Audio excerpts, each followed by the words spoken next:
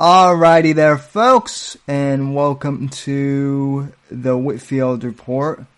Presents the Gamma Hugbox number 2, and let me turn my volume down a little bit there. Nice save, buddy. I am your host, Sam Whitfield, broadcasting here live from NGC Studios here in South Florida, joined as always by the one and only Apex Gamma, the head of the Gammas.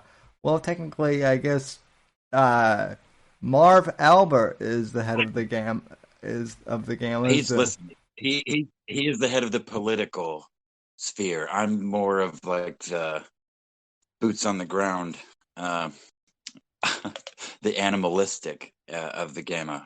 There's always, just like humanity, there's like animal parts. There's like there's the monkey brain, and then there's the political brain. I'm the monkey brain. I dig that. I dig that analogy, Apex. But when we're talking about when we're talking at the Gammas and the scorn enemies of the Gammas, I think it's pretty apparent that Teddy Spaghetti is a monkey brain. Yeah. Or he's just the monkey, period. So. Well, yeah. I mean, that's you're kind of taking away from mine now. You're making me look bad now, Sammy. If you're going to put him in the monkey brain category, because that's what I am. That's what I called myself.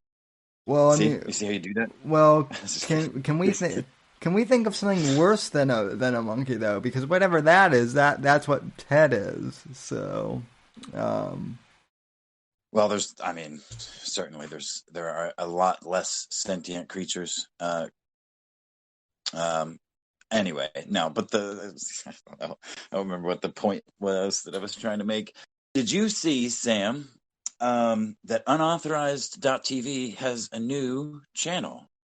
Really? A new, creator. They have a new creator. Really? Yeah, they do. I just found out about this thanks to Johnny Arcade just about 2 hours ago, maybe. And it actually kind of hurts. This one, I don't want to say hurts, but first of all, it was a shock. But this is a YouTube creator that I actually respect, like a commentator on both politics and news and gaming and stuff. A fella called Razor Fist. Oh yeah, I've heard of Razor Fist. Oh yeah, Razor Fist has been around for a long time, and he makes some pretty. He's made some pretty prescient predictions for political things and social things, and he's just I liked his content. I liked his style, and the glasses and gloves were always a little much, but whatever. It's a character, fine. But yeah, no, he is now on unauthorized.tv, and I cannot fucking believe it because I thought the dude was pretty smart. Well, smart people get duped all the time, but I don't know why and how anyone would think that was a good idea. Well, there are a lot. So yeah. Well, there are smart people, to be fair, who thought that Owen was legitimate even a year ago. So, well, no doubt, for sure. That happens. But I haven't seen him so far, publicly announce it. So maybe it's just he's like, oh yeah, fuck, like a BitChute type thing. He's thinking it's because he's always been a proponent for alternate platforms as long as I've been watching him.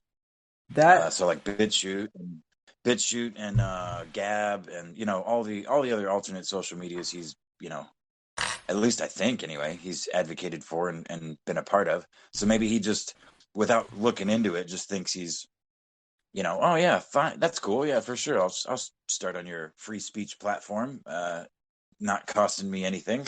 Yeah. And Owen, it was only a couple of seconds, 10, 15-second clips that Johnny posted, but Owen's the newest channel, announcing the newest channel on unauthorized.tv. Razor Fist, and that was the end of the clip. So I have no idea the context. Maybe if Scorpio's free, he can come on and talk about it in the Y- Gamma Hugbox. I see him yes, in the chat. yes, Scorpio, you're certainly welcome to come on. And by the way, one of the reason why I wanted to do this episode is because I was I was on the Gamma Secret Kings review show this week, on Wednesday, and I'd like to thank E Scorpio, aka Gamma Chief, aka Our Man Marv, for having me, and I was very flattered by um, the nice comments that you guys left, and I'm not joking at all. I'm being serious. So I really appreciate that. And there were some questions in the chat last week that I saw, but I didn't have a chance to answer, and I haven't done like an AMA type show in a while. So if any of the gamers have questions for me or for Apex, just feel free. But we're just gonna shoot the breeze about various stuff. And by the way, I do have a beer tonight, and I'm drinking Eyinger, which is German. It's a let's see, it's an Oktoberfest lager. So Hey, that sounds interesting. yeah. And shout out to Mr. and Mrs. Laurent in the chat, who are my some of my other internet friends. Very nice. Um, Also, for those of you listening on or watching on D Live, welcome to you as well. And also, welcome to those who are in the chat room on the Gamma Secret Kings subreddit. So, first time I've used the live. internet twins. First time I've used the live chat feature on Reddit. So Oh anyway, man, wait, I can't do that.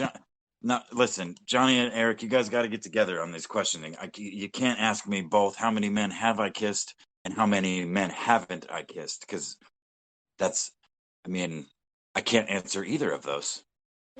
well, I mean, are they asking you that question or me that Johnny question? asked, I only have one question. How many men has Apex kissed? I'm sure he meant Apex kissed, and Eric said, how many hasn't he kissed? Which is funny because it's funny. I don't know. I just thought that was funny. Let me see here. Forget.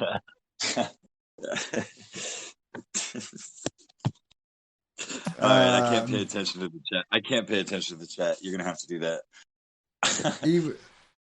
Evil Eric wants to know. Fine, how big is your schlong? Well, it's big enough that he had to mute himself from the conversation when you No. when Oh you God, no. This too was a bad much. idea, Sam. Uh, I'm just kidding. It was a great idea. I don't care. tell I mean, tell us using the metric system. I don't know because I'm an American, damn it. So, but oh man. but Well, I had something to say to you, man. Something not related to dicks or whatever gay shit Eric and Johnny are talking about. And now I forgot because now my head's filled with Johnny and Eric gay shit, and how I can possibly respond. No, I'm just kidding. Though there was something though. We haven't really discussed it, and I know this is more of a Whitfield report kind of thing, but critical race theory, which I did bring up once, and you were like, hadn't really. Um, you said you hadn't really looked into it that a whole lot, but you knew what it was. But the Trump just expanded his like ban on critical race theory, to all federal contracts, not just federal jobs. So the way I understand it, I don't know I don't know that it would go this far, but I guess theoretically it could extend to companies like Amazon and Walmart losing any kind of federal support, financial or otherwise, if they refuse to stop forcing their employees to sit through meetings that tell them all that white people are bad. That's kind of the gist of critical race theory, but there's more to it than that, obviously. But that's the gist of it. Well, White people bad, minorities good, etc. It's funny. It's funny. Marv's in. Yeah, I saw that. It's funny that you mentioned that because I think he should expand that to public schools and publicly funded universities because absolutely. Because yesterday I had to sit through a 2-hour lecture on critical race theory in business for my marketing class. So you now you do know what the fuck it is then. You've experienced it in real fucking life then. That's amazing. Unfortunately, so and it was during, all right. So, go ahead. And it was during the day, so I couldn't. Well, I guess I could have drank, but I also had to have my webcam on. So, yeah. So I decided not. I'm actually.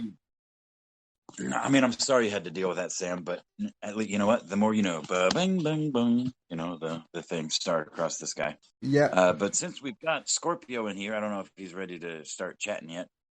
But I'm curious of his take on this whole fucking razor fist unauthorized thing. What's up, buddy? Hey, Marv. I'm here. Good evening, gentlemen. How you doing tonight, man? Well, I'm all right. Yeah, I'm just at home. I didn't know that there was going to be a stream tonight. This is a Nobody did. I thought it was an impromptu deal or what? Mm-hmm. Precisely.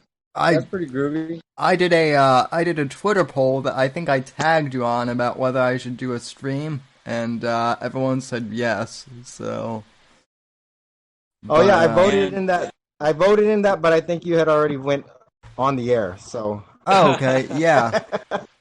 So. Well, the other thing is that I actually have a very important 50th birthday party for like one of my. She's like a pseudo mother.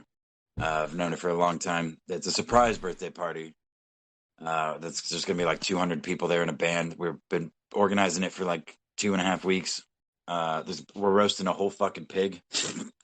So I'm actually not going to be able to attend. Well, I'm going to try for at least a little bit because it's my gamma duty to show up as Sammy's second in command here. But I will only be, if I show up, I will only be for a short time. And I will be fucking wasted. So that should be fun. But shouldn't be too much different than normal. Shut your dirty mouth. Shut your dirty mouth. So yeah, Razor Fist, man. What do you think about that? Like, is there any more? What are the details that I missed? Well, I'm gonna be upfront and let you know that I don't know too much about this character Razor Fist. But what I do know is that you have to be pretty washed up to wind up at unauthorized TV. So I'm assuming he's already on the other side of the apex of his career, his career, whatever that might be. Yeah. Okay. Well, I just was. I've actually been a fan of his for a long time, and I watch all of his uploads, and I've been following him on Twitter for most of the time I've been on Twitter. But he's not like. I enjoy his content. I enjoy his takes. He seems to be a pretty smart dude, albeit a little eccentric in various ways. But that's the most surprising thing to me is he actually doesn't seem to be that character, the type that's on the downswing. If anything, I think I said it. Well, I definitely said it earlier. I think what my early diagnosis is that from knowing the way he is online, he's always been one to explore alternate means of like social media and platforms and stuff. So, I mean, he's not a huge name, but he's a pretty big character on YouTube, and Well, I don't know. I was hearing. I could just see. I was, Go ahead. Go ahead. I was hearing a theory that he was dropped by his publisher, and Mm. what we know about Ted Beale is that he's a type of vanity publisher. So in other Yes. words, I think he'll publish anybody as for the right price. Oh my God, Scorpio, Razor Fist just fucking dropped a book. I wonder if it's on fucking Teddy's publishing company. Oh, it probably is. Yeah, is it Something noir. It's some kind of noir. yeah, some kind of horror thing or I think I saw something about that. I'll pull it up here in a little bit. But yeah, he did drop a book through Castalia House. I know Ted plugged Oh, it. that makes sense then. There's the pieces I was missing, man. Okay. See, I knew we could tie it together. Yeah, that's the missing puzzle piece. The two peak gammas. No, that's awesome though. I mean, not it's awesome. That's not awesome. It's like horrifying because like I haven't even thought about unauthorized in a long time. Clearly because I'm not a very good gamma. I'm out here hunting other prey, but yeah, like every time the last several times I went, there wasn't even any Owen content on there. It was just like you got a 404 error 404 or whatever. Oh yeah. Yeah. And now all of a sudden I get this update that one of the regular, I mean, pretty much he's one of those, he's the few, I would say less than a dozen YouTube creators that I had active notifications for, so that when they upload, I get a pop-up notification saying, oh, they got a new video. Because I can't do that for everybody. I don't have that for anybody's tweets. I don't have it for fucking, I turned off the Reddit because Reddit was blowing my phone up too. There's just too many notifications, man. So yeah, he's one of the few that I'm like, oh yeah, because I like his takes, but not anymore. I have to question his integrity at this point. Well, I think you have to, if especially if he is connected to these two bozos. Yeah, and if he for sure had published a book through Castalia House as well, I mean, I don't know. You could call that like, I mean, maybe you were closer than I gave you credit for at first, like the downswing or the past the apex of his career type of thing. Maybe he, like was vulnerable, and Teddy, being the fucking pretend supervillain that he is, was, smelled blood in the water and was like, ooh, come over here. Or better yet, some of Teddy's fucking minions, which that would make a lot of sense because I could see Razor Fist being in, the what would you call it? Like the gravitational pull of, or not like the pull, but like the it's just in the they orbit. share common interests, don't they? Yeah, sort of. Isn't he some kind of isn't he into some kind of fantasy stuff or? Well, he absolutely is, but what he mostly does on YouTube is talk shit. And he's one of these Democrats that fucking hates the Democrats now. And he's just very like aggressive in it and right. He makes a lot of predictions in his political. I see a lot of political talk. He does talk games. And I've seen some stuff posted about like the comic industry that he's done recently. But yeah, I mean he's definitely like a nerd.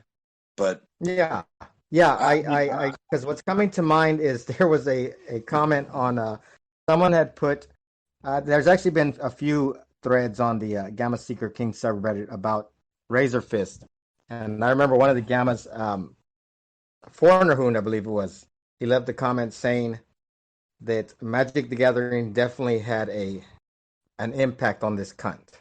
Those were his words. So shit. He's a here it is. I pulled it up right now. I'll put the link in Discord. It's called The Long Moonlight. Okay, and it has. Oh no, that is what it's called, dude. Yeah, it's on. I'm on Casali House's website, Oh no, oh shit. and it has it has an imprint. It has the freaking Evil Legion of Evil logo as the book's imprint, and it says it's. I Oh guess it's a. I guess it's a new imprint called Dark. It looks like Dark Legion book. my God. Yeah, Oh my God. he's Oh, all in. the newest cash cow. Well, we got a new target, boys. It's No. what's unbelievable. What's unbelievable to me is the fact that uh, people. I mean, Teddy shits on nerds all the time, right? And yet that's his target audience, and like that's the one thing that you don't do if you want to like market to people. And yet, somehow people buy his stupid books. I don't. Teddy defies logic, so. Well, now this is the first.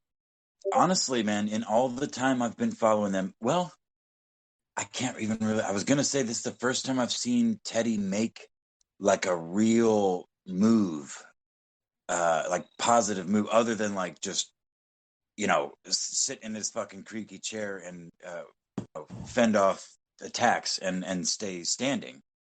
But that's not true because his first move, I watched it in real time, was Owen motherfucking Benjamin and the Bears when he fucking whoop like scoop. Owen was a fan of Vox Day because Vox Day was talking shit about Jordan Peterson, and of course we all know this story. But Vox was like, "Oh, who's this guy? He's got fucking what was it, 250,000 subscribers on YouTube. He Yeah. regularly gets 5,000-6,000 viewers live." And he seems like he's losing his fucking mind. Are you kidding me? Yeah, let's be friends with this guy. And, and then, we've had the last year or two or whatever, however fucking long it's been now. And, there's been a couple of, there's other random names, the Barcelona Boomers who are nobody, and some fucking horticulturalist dude who's fucking nobody. But Razor Fist, out of fucking nowhere, he's like a big creator. I mean, I don't know what his subscriber count is on YouTube. I want to find out real quick. But it's not insignificant. I would argue that he's a bigger name than Owen. Yeah, let me pull it up real quick. Razor Fist. But here we go. Oh shit, yeah, he has 270K subscribers. No wait, is he the Rageaholic? Yeah. Yep. Okay, that's him. yeah, that's what it says. Yeah, so he has more subscribers than Owen did when Vox recruited him. Yeah. So and I would argue he's bigger across all platforms because by the time Teddy recruited Owen, Owen had gotten himself booted off of Twitter, and just wasn't very liked by anybody that he used to associate with. Whereas Razorfist has been basically doing the same thing for 10 years or so. He's pretty much been the same character, and so yeah, I mean that's a big get for old Teddy. Well, here's the thing about good old Ted, and as you know, a lot of people make this comparison that he's a turtle-like, that he's a tortoise, his tortoise interference and all that. Yeah. He's very slow to act. He's very, very, very slow moving. So as you said, he picked up Owen about 2 years ago. And then after that, their next big catch was what's his name? Homesteader guy. I can't remember his name, but Wrangler Star. Wrangler Star. Oh my fuck, Wrangler Star. I forgot about that guy. Him up about I guess going on a year ago now. So I guess he's moving once a year. Teddy will add a new hoe to his stable, but this year he's got Razor Fist. So there you go. He's slow moving, but he's getting the job done, I suppose. I mean, I have to give him credit in that regard, because that's one thing when I unironically was watching him, which was a very short time. One of the things that he used to say this about Trump, and I can't remember like the specifics of like what he was talking about, but he was always like, don't pay attention to what Trump says. Wait like a week or like 2 days. I don't remember what his he had some kind of specific rubric. It was like 2 days or 3 days or whatever. And he seemed to apply that philosophy to everything. And he did seem like he always struck me as a more patient than necessary person. And in the ways that he acted, or about things, or the way he would give advice to people in his chat, like, what should I do? Or what's your advice for, I can't think of a good example off the top of my head, but yeah, it was always like, just wait, just wait, like a fucking snake in the grass, just wait. That's the way it struck me. And I'm like, yeah, I don't like this dude very much. So I went back to watching the other retard. Before he was fully retarded, because that's the funny thing is I don't know, the YouTube algorithm has been fucking smart for a long time, because I found Vox after I had been watching Owen, but before Owen ever suggested him on a live stream. Like, he popped up into my YouTube feed, or somebody talking about it. I don't remember exactly how it happened, but I'm like, oh, yeah, I don't know, but I found him at the same time. It's like, oh shit, these dudes actually know each other. Like, well, it was like one of those weird early stages of the internet. Like, oh man, that's a weird coincidence. Well, no, just Google's fucking, doing what it does. It is odd, Apex, and I think Johnny pointed it out earlier in the chat about how Ted has some kind of pool. He has some kind of connections that brings all of these folks together. And you got to kind of we've all talked about this several times, but you got to kind of question what that pool is, what that connection is. It's all very odd. Yeah, and not forgetting this man's father and right. the things that he's been indicted for and is still in prison for. And the father got out early for Corona. Oh, yeah. He did. Yeah. Oh my God! He did. Are they reunited? Tell me they've done a father-son stream. No. Oh, hell no! The funny thing about this, I don't know if you want to tell this story, Sam. Do you know about the father's GoFundMe? I didn't know that the. Oh yeah, that's right. The dad does have a GoFundMe. You're fucking kidding. Yeah, we can pull it up here in a little bit. Yeah, it's like, geez, like the same week or a week after he got out of prison, they already had a GoFundMe. This family of millionaires, and at the time, they had just sold their family company to a German conglomerate, and so they, they're rolling in dough. But here it is right here. Let me put the link in Discord. Here it is, Robert Bill's Transition Fund. That's what they call it. Oh. Wow. Yeah, they wanted one of the other sons, Jeff Bill is the organizer. And hang on, let me get it really quickly. Sam. They wanted a car. They wanted people to donate a car. I think the goal was $10K. Don't quote me on that. Let me see real quick. I can't see the full page right now, but they were asking for a car. They were asking for clothing. They were asking for cash, of course. But yeah, it's just a shameless cash grab. I'm gonna put one link in Discord. I think there's another one though. All right, there it is. Sam, I have never seen so many dislikes on a live stream of yours before. Really? Oh, wow. I mean, there's not that many, but you posted the link in Reddit, didn't you? Sammy did. Yes, he did. I did. Yeah, that's probably where it's coming from. Mm-hmm. Oh, That would hi, make sense. hi, Bears. Or gammas, whatever. I know how gammas do. I Oh, no, here we go. It's a $15,000 goal. Hang on, let me put this one in What? there.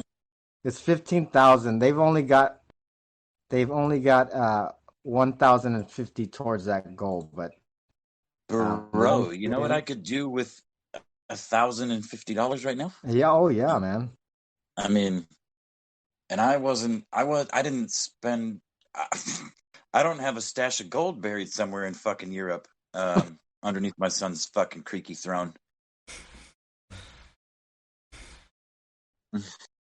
Okay, let me see if there's. Okay, they're asking for. Listen to this one. These are the things they're asking for. A used vehicle. If you have a vehicle Bob can borrow for 2 to 3+ months, please let me know.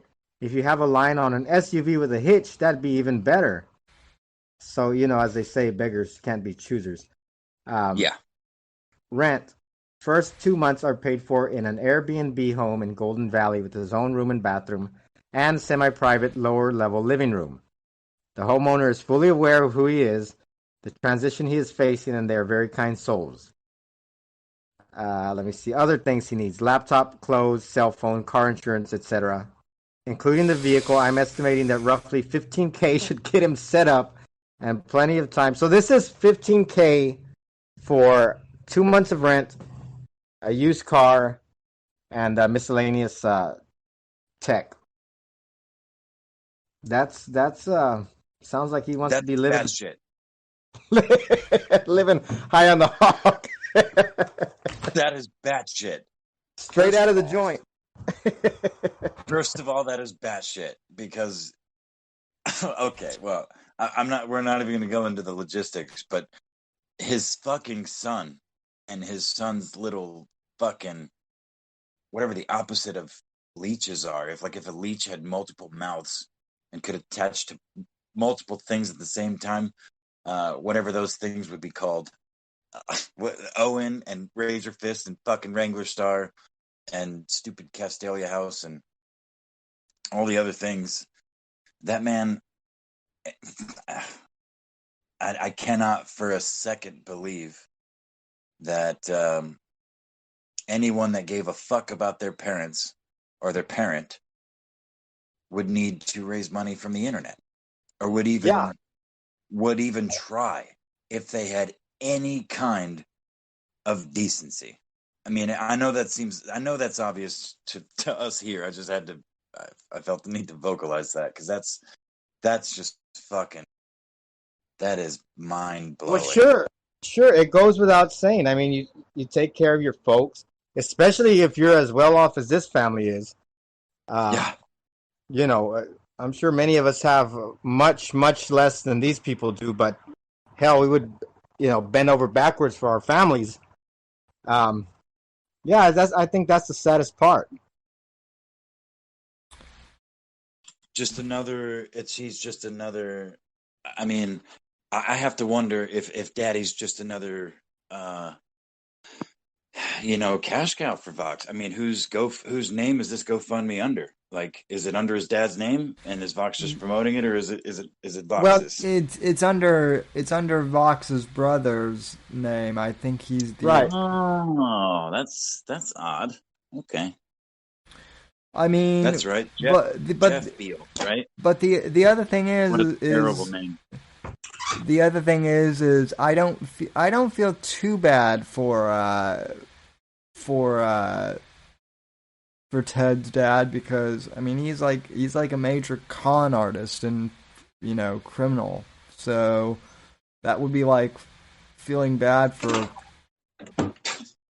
Tony. Well, no, Sam, I don't think anybody feels bad for him. I mean, for old Bob Beal, for old Pappy Bill. Yeah, yeah. No, as far as I've read, the man was a pretty big asshole to begin with. But yeah, I can extend a bit of sympathy. I mean, the dude's like 80 years old. He spent over a decade, the last decade of his life in prison. So you tend to want to have a bit of compassion, but as we've said before, you have to you can't grant that much of a benefit of a doubt to this family. No. At least, no. I mean, listen, no. Like, I'm with you, dude. I agree that sympathy is needed, and I maybe I'm overstepping because I really don't know enough about Bob. Right? You said Bob Beal. Bob Bill, Pappy Bill. Yeah, Bob Beal, Pappy Beal. I don't know enough about him and like what he was in jail for exactly. Other than it was pretty for massive it was fraud. for tax evasion. Well, I mean, right, tax evasion, but to like what extent and how serious? To the extent of millions of dollars. 10 years in prison, right? Yeah. And early release only because of Well, the and then pandemic. and what made it worse is that he was a fugitive for over a year. So. Well, and that's the thing, man. Is like I would not doubt that this 80-year-old man who probably trained that little wannabe fucking supervillain in his creaky chair from the time he was born. I wouldn't doubt that 80-year-old man has been privy to all of Teddy's exploits over the years, and is now like, okay, now let me do it. Let me try. You know what I mean? Fuck your money. Let me fucking. I bet you that spirit doesn't die, no matter how fucking old you are, until the body does. You know what I mean? Like, Sure, yeah. The idea that you can fucking, scam people. I'm a frail old man. I've done a lot of time. Look at me. Like, yeah, there's definitely those people that exist, but again, maybe I'm overstepping because I don't know the dude at all. But from what I know of his crimes, fuck you. You're lucky you're out at all. Well, no, Apex, you're exactly right. I think that's exactly to make a Sopranos reference. I think that's how Junior Soprano ends up getting out of prison, is by playing the old man card. So I'm not in the mob anymore. I'm just an old man. So. Well, let me tell you how Pappy Beal got out of prison.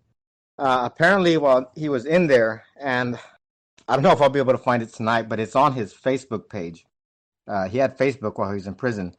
But according to him, he found he was able to experiment, and he discovered the cure for cancer and AIDS while he was locked up in prison. This is according to Robert Beal. What? You're kidding. And what I deduced is that toilet wine is the cure for cancer. So just so everybody knows. Oh, God. Oh, sweet Jesus, man. That's insane. Okay, well. Yeah, the nut doesn't fall far from the tree, so. Mm-hmm. You know what? I think actually old Teddy got lucky and his nut bounced and rolled just a little bit further than they usually do. And he's got something extra that his dad doesn't. But you know what? When did Pappy Beal go to jail? How old was he? Do you know? Like off the top of your head? Let me see. Or like a roundabouts? I mean, if it was, anywhere around 10 years prior, he would have been late 60s. Late 60s, right? Yeah. Okay. And old Teddy is, 50-something? Ted just turned, we actually celebrated Ted's birthday. He just turned 52. Oh, okay. So see, he's got 16 years or so, 15, 16 years to get indicted for crimes he's been committing for the last 60. You know what I mean? So if history's, I mean, if history's, history tends to repeat itself, boys. I'm just saying. Yeah, you're right on that count. Yeah, we could. Well, of course, he has to be extradited first. Not if no bullshit. Not if not if the whole world oh, I don't know, man. I don't know where I was going with that. Yeah, he would have to be extradited first. You're right. Unless we get But Interpol on his ass. I mean, but that's listen. Barring the details, I'm just saying he's got plenty of time to think he's an actual supervillain and to think he has an actual like immortal evil legion of evil and be a Christian all at the same time and like build this internal. Listen, I have no doubt that he's on the same track as his dad. Only his dad didn't have the internet. He had the stock market, he had tax evasion, he had shell corporations, and this the like, I guess you could say, most of which still exist. But now the internet exists, and direct access to people's wallets, more or less. Well. Don't forget too, Apex. He has. Teddy has the biggest weapon possibly, or the tallest, I should say, and that's Owen Benjamin.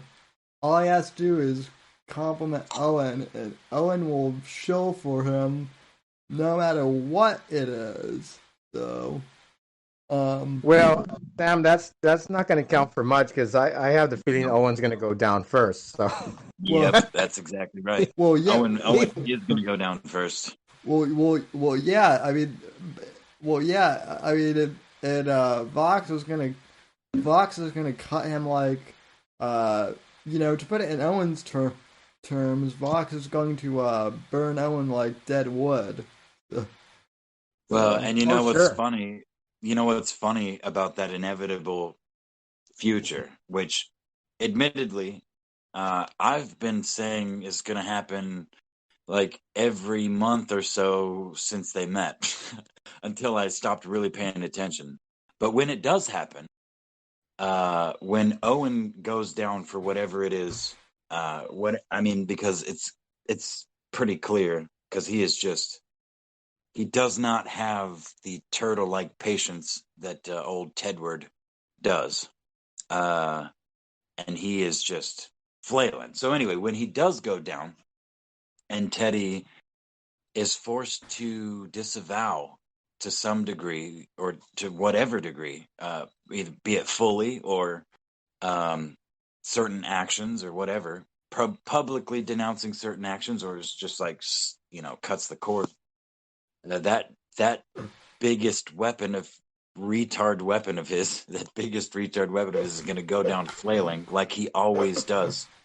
And unlike Steven Crowder, and unlike, Ben Shapiro and all the other people, Alex Jones, all the other people that were, tacitly associated with Owen over the years, Teddy is not that insulated. Maybe he will be by that point, but he is not that insulated to be protected from that sort of tard rage that will come. Because I think they're too intimate on this little scam and have been from the get-go.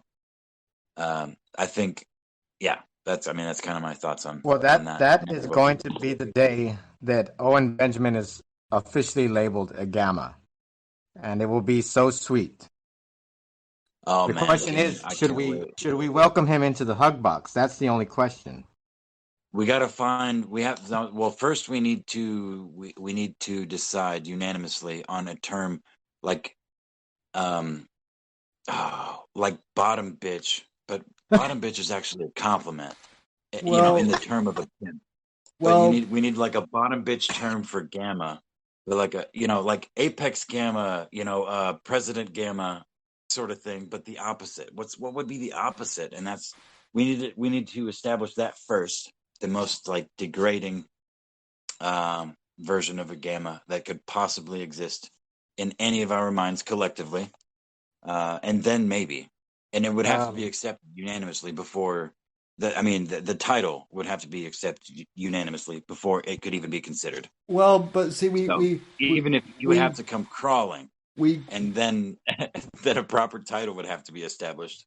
and then maybe we couldn't invite him into the Hugbox either because as Apex said last week, and as some of the female gammas, as some of the lady gammas have confirmed me, a Hugbox is in fact a euphemism for a vagina, which is fine by me. But since Owen doesn't like that, I suppose he could go into the room whack into the gamma room whack box. So yeah, we'll send him in there with Johnny and Eric. It'll be fine.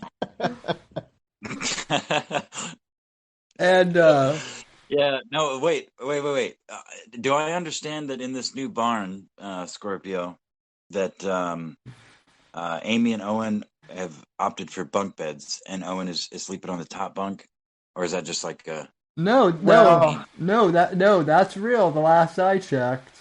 So. Well, that's what they were telling everybody. Excuse me. And I think I want to say there was I haven't seen them. Yeah, I don't know if anybody's seen them to confirm that. Okay. But when they Go ahead. I'm sorry. It's just like everything else. When they showed the when you, I don't know if you did see them when you were on the GSK show, didn't you? Apex, the pictures of the barn, how they had it made up like a model home. That Gamma 1 Gamma of the Week, actually. There was a new guy. Yeah. Oh, yeah, that's right. It was they had it made up, at least when it was, when they were showing the home with, beds all over the place. I mean, there was other sleeping quarters. Yeah. So yeah, that house was nice as fuck, actually, and like exactly, showing the barn. Yeah, so I personally don't believe that bunk bed theory because it was supposed to be according to Owen, Amy had already designed the bunk beds with her, $250,000 engineering degree. She put it to good use by designing bunk beds. So I think Owen and Amy were going to be in the bottom bunk, and the 3 children were going to be in the top bunk. Okay. Because the way I remembered it was Owen was going to be sleeping above Amy, like they were children. Wait, fucking 700-pound fucking, goddamn Sasquatch sleeping above the 160-pound, woman, I guess. But damn it, I was going to say something, but I didn't want to interrupt you. Now I forgot. Wait. You got distracted by the Sasquatch thing. Wait, so they're going to have the 3 kids sleep separately from isn't their 3rd child still an actual infant? Yes. Yeah, it was just born. Yeah, no, they're all gonna sleep up there, Sammy. So up top, 6 feet off the ground, because Owen is a goddamn Sasquatch, and if it's not, he's gonna bang his head all the time, and then he's gonna start punching things, and he'll probably punch one of the babies. To be fair, Apex, with that physique, he can't exactly be climbing up and down stairs. He'd get winded by the time he got to the top. Bro, that's why I thought my original thought was it would be a bunk bed with the top bunk being 4 feet off the ground or so.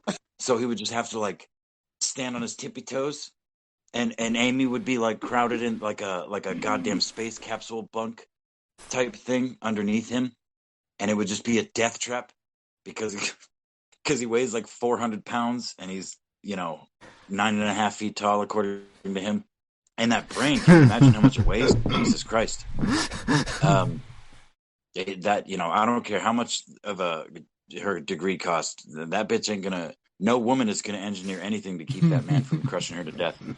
In the scenario that I imagined, a man maybe, but no woman. I'm sorry.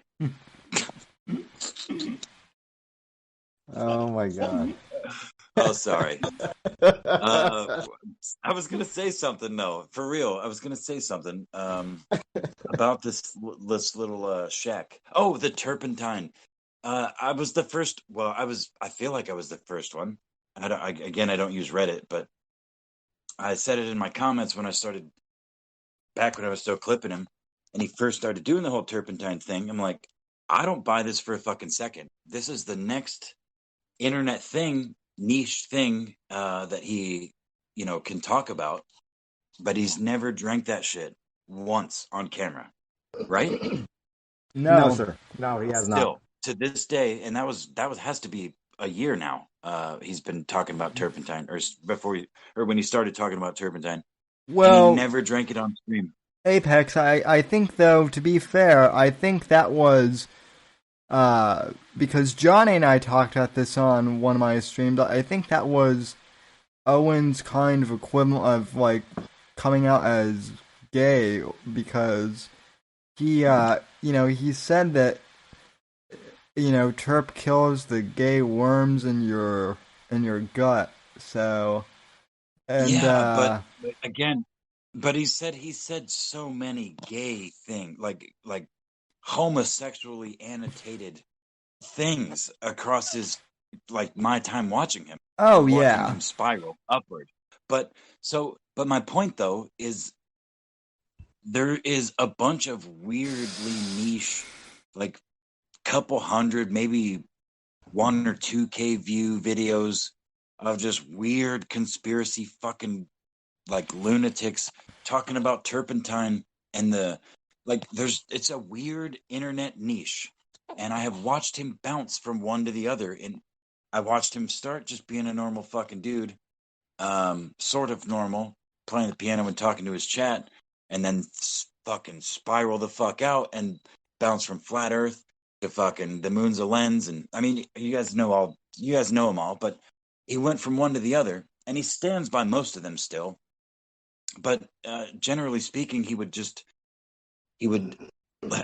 spend his time on YouTube in one atmosphere, and space dementia, which I haven't seen in a long time because I don't post videos anymore. But she used to point it out too. She was a long time YouTube conspiracy theorist. She'd be like, dude, so and so channel posted almost this exact argument, just less retarded, 8 years ago. There's a video, that exists. You know what I'm saying? And it happened all the time. well, So the turpentine thing, I called it.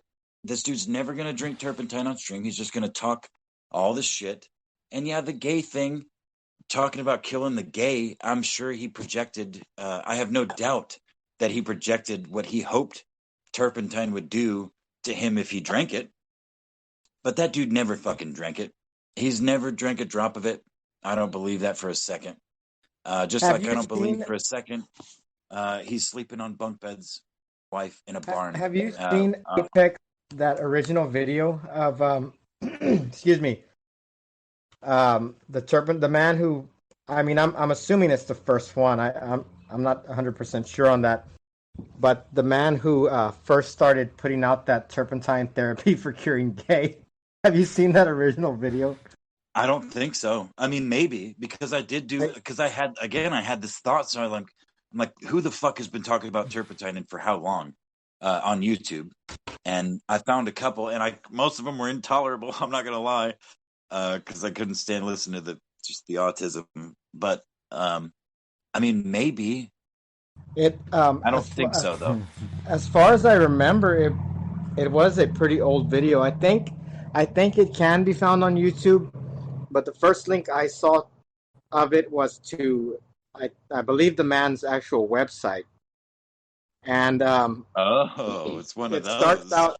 Starts out as bad as you could imagine it to start out. It starts out with the man graphically explaining the gay sex acts he used to like to indulge in. Oh, Jesus and Lord. And then he goes on about how drinking the turpentine cured him. And I want to say it was, oh my God, it was a longer video than you'd think it should be. I want to say probably an hour long. Yeah, an hour long. Okay. But now that I'm thinking about it, and I'm thinking about the graphic descriptions of homosexual relations being described, and it's very reminiscent of what Owen's doing. So he might have ripped off that guy's act as well. Exactly. Exactly. Well, that's exactly my point. Well, it's and like, I hate to be graphic, but I mean, let's be honest. No. If Owen's having gay urges, he probably watched that video and, self-projected. He did the same thing. What he I would say he probably did the same thing with the turpentine shit that he did with Jordan Peterson. Only Jordan Peterson didn't get popular, and he didn't find somebody to tell him that Jordan Peterson's wrong, and give him, the titty spaghetti angle of why Jordan Peterson, or why turpentine is wrong. And I said this literally from the beginning. He ran out of niches, or maybe he didn't run out of, but he felt like he ran out of niches on the internet. And you're probably onto something there, Sammy. He stumbled onto this how to fucking pray the gay away, except not pray. It's an actual chemical that you can drink. And this dude put an hour fucking video out about it, and Owen probably identified with it. I'm sure there was, and so he took that and he made it his own thing. And I really don't think he ever drank it. Well, no. Apex, what I am also trying to say though is if this guy was graphically explaining, certain things to Owen, it was probably like porn for Owen. So he was probably doing that thing while watching the video. If you catch what he was probably squirting. So, well, oh, Jesus Christ! Hey, wait! I have a total change of topic. That literally almost made me fucking throw up. This was a Digital Jonestown upload, the Milker Nation backup, just a little bit ago, of Walter drinking directly out of the duck pond, the duck pool in Owen's backyard. Oh, now, Scorpio, I know you're a city boy. Sammy, I know you're a Florida boy, but anybody that is listening to this that has any understanding of these fucking disgusting animals. No, I have enough of an idea. Most people do, but listen, I deal with these little critters as babies, and they're disgusting. They're disgusting little things. They're cute, but they're fucking gross, man. They're so gross. And the things they do in their water. Ugh. Like, just the idea of letting your son stick his face in the water that belongs to the ducks. It's fresh. Okay. You just filled it up. But there are ducks. That is the duck's water.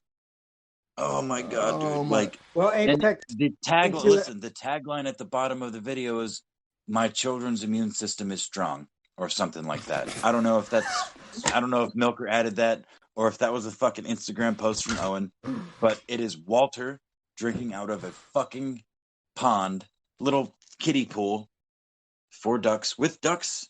They're not in it, but they're around it.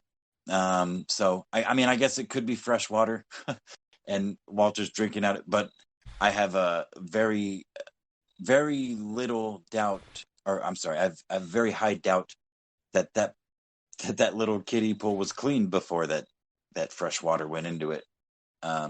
Anyway, no, it was like, it was. Well, maybe you can speak to this, Apex, since you have your your expertise in the avian field.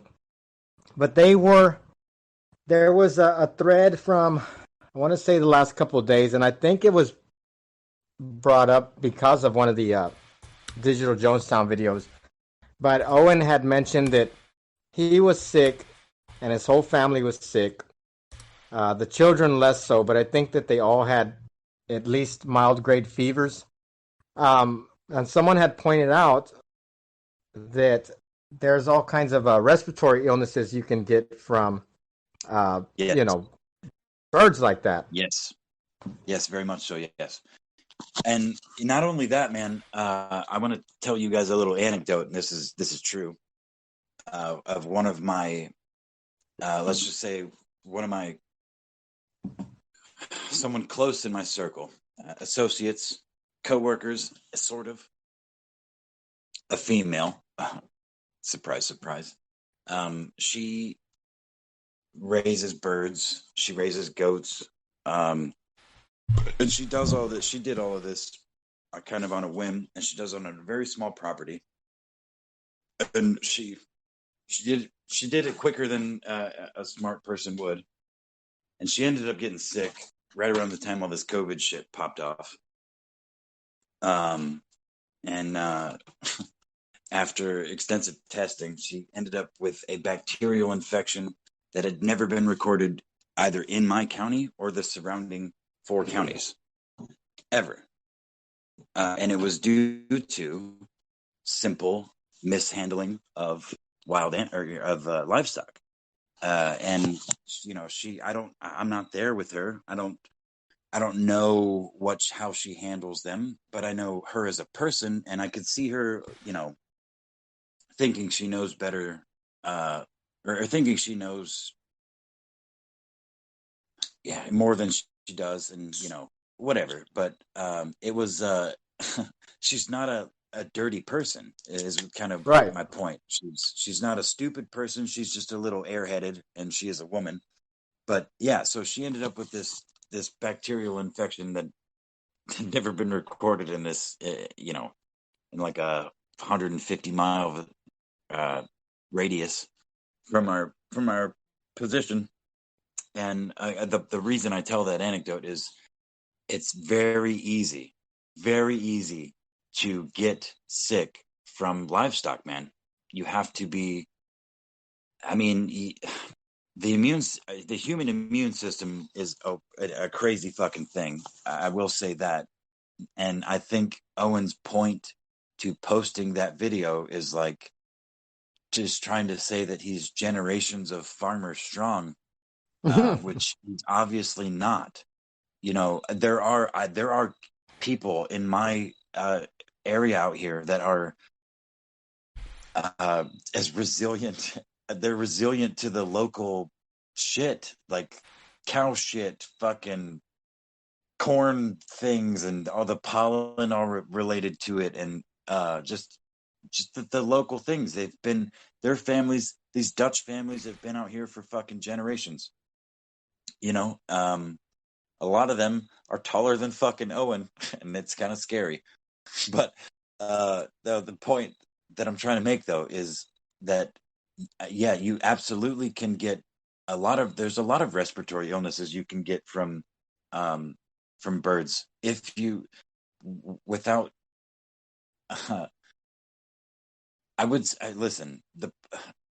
I think the overall point that I was trying to make is I think Owen and Amy are kind of they're an alternative perspective of what I'm experiencing in real life with this person I just described, who got this bacterial infection nobody ever heard of, because they're gung-ho and they're positive spirited, and they're like, fuck all the haters. I don't care what anybody says. I'm not stupid. Obviously they're not projecting themselves on the internet, but it's the same kind of idea. If they were, they would probably be a lot like Owen. But that's kind of where I see the whole thing. As far as that was an incredibly long-winded way to answer your question, but yes, I don't doubt that they will all get more sick, and I don't wish that. I've never wished that on Owen and his family. The only thing I ever wanted was Owen to get the fuck off the internet. That's it, But yeah, sure. And yeah, I mean, you don't, nobody wishes that any type of illness, especially on the children. But if it does happen, it's all due to the father's ineptitude. Yeah, well, and the mother's, whatever you call it. I mean, well, yeah, I don't. What would it be? Neglect? I don't. I'm not sure. Well, because for the longest time, man, I gave Amy more credit than. I got flamed in the comments for in my original on my original channel, because like I gave Amy more credit than maybe she deserves. I don't even really know at this point. At this point, I think it has to be she's in on it. but I guess I have traditional views of women, and I saw her as like reforming from her old ways and like taking this trad mom mindset and like, okay, the man is right. I don't care. Nothing else matters. I'm going to take care of the kids and take care of the food and whatever. And whatever the man says is right. He pulls me on camera. I'm going to say whatever he wants me to say. I gave her that sort of credit. Like she was just kind of trad wife and in over her head, perhaps, and a little dumb, but not a bad person. Not objectively trying to exploit people. But I'm not so sure anymore. I've admittedly not paid as close attention as I used to. Yeah, I think but I don't. I think it's beyond clear by now In that she's in on the whole scam. Yeah. Go ahead, Sam. In Apex, even if that were true, because I have lady friends who are traditionalists as well, and I've sent them some of the videos, and they've all said that yes, they may be trad or whatever, but at some point, as a woman with kids, if she had any sort of decency about her, she would take those kids and fucking run. And those are women who have said that, not me. Well, I don't see how they're trad to begin with. I certainly wouldn't have fixed that label to either of those two individuals. Well, no, I mean, No. I was using trad as like an example of what I thought maybe like the excuse I made in my head for like how Amy could like ignore the things that I thought were so obvious back in the day, because I thought she was trying to be that.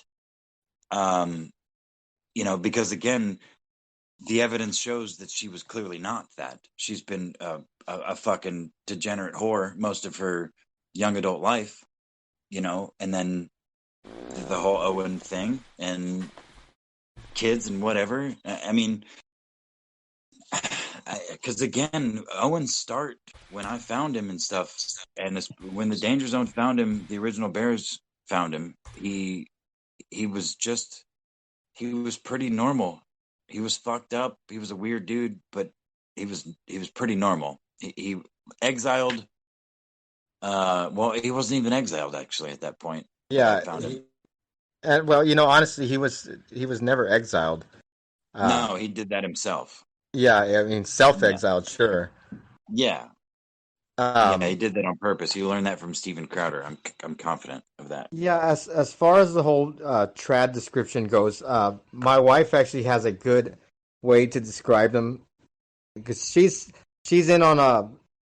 much more savvy with the the modern trends and such. But she points out that they're just yuppies. Those typical LARPing yuppies. They're very wealthy people. So they have money to go out and pretend to be whatever the hell it is, farmers or whatever, homesteaders, whatever they want to call themselves. The interesting thing that she pointed out is, I didn't know this. There's a I think it's Jay Cutler, the quarterback. I think he's retired now, but he's married to quarterback. Yeah, he's married to former Broncos one of those quarterback chicks as well. He's married to one of those reality star chicks, and they have like a reality show where they're doing the homesteading thing and they're raising llamas and whatnot, and it's kind of like that seems to be the trend now with these idiots with money. Bro, I literally just today, and I almost tweeted this, but I didn't because I type up more tweets than I actually send because I'm like, that's stupid. But I was thinking about the exact person I was describing earlier because I interacted with her today. I was talking to her about animals and her animals and how she's got all these fucking animals now, and now all of a sudden she fucking hates having all these animals. Like, oh, well, you probably shouldn't have all these animals. But anyway, I thought of the term pretend neck, like the people that pretend to be rednecks. because they like end up, they have money and they move out into the country, or they're like this person who they don't really have money, but they're really like malleable, and they can be whatever is around them, and they're like they lean hard into it. And I feel like that's like when you said like your wife described them as yuppies. I feel like they're pretend necks. They're trying to pretend to be like these hillbilly, these living off the land. Like I mean, I posted a video about that too. Owen being like, look, this is all grown right here on my fucking 1.5 acre property, except all of the vegetables and the meat bird that came from my neighbor. So just this one thing on the 5 things on this plate actually came from my property. Like, you fucking, like filling people with bullshit, pretending that you're living this, wholesome life. It's such bullshit, dude. I mean, Johnny started out pointing out at that fucking shit pot of a fucking chicken coop and fence, and comparing it with some of the work that Johnny had done, renovating houses and stuff, which I thought was awesome, classic. But yeah, I mean, the dude's a joke. And Amy, back to what we were talking about, or like the topic, I guess, was like, yeah, I mean, I don't give her any leeway anymore, really. I used to, because I'm too empathetic in general with people, which is why I gave Owen as long as I gave him, which I felt really stupid about and still do. But yeah, I mean, I don't think there's any excuse at this point for her. There's no way she's not in on the devious, I mean, you could. I used to be able to argue that, well, maybe he just doesn't tell her. Maybe she just doesn't know. Like, he sits out on his fucking computer for hours, and he's like, no. I just sit out here and live stream. I just talk to people. You don't have to watch. Oh my god, the fucking chat is killing me. Oh no. Rainbow Dynamite might have won the content of the evening. I'm not even sure I should read this, but what the hell, I'm going to. Holistic. Amy on my hole is a good tick. No? Am I the only one with a dirty sense of humor here?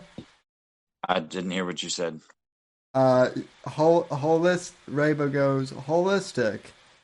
Amy on my hole is a good tick. Oh.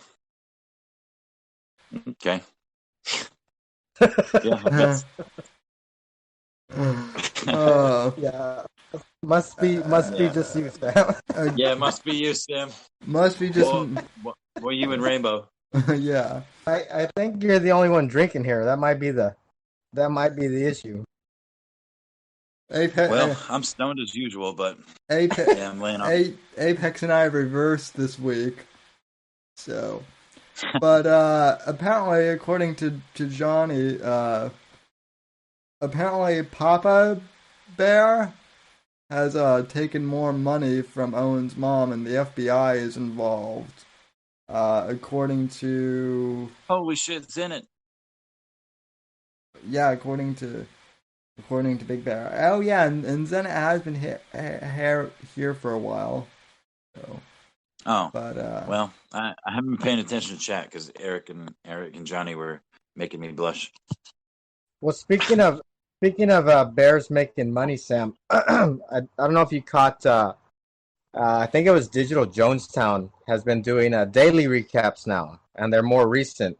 Yeah, and there was a recap from I believe it was September 20th, where he was actually he took the time, Owen, to shout out the Gammas, and he mentioned how the Gammas were coming after Coddington Bear, and I'm sure y'all remember that whole episode. I think we were talking about it too, Apex. We definitely did. And yes, and I think my theory is that it was spurred from that, because we were having the gay ops conversation, and we were starting to put out more and more information about Coddington personally, because, and this is very important, we didn't start it. Coddington was the one that started trying to get the subreddits taken down.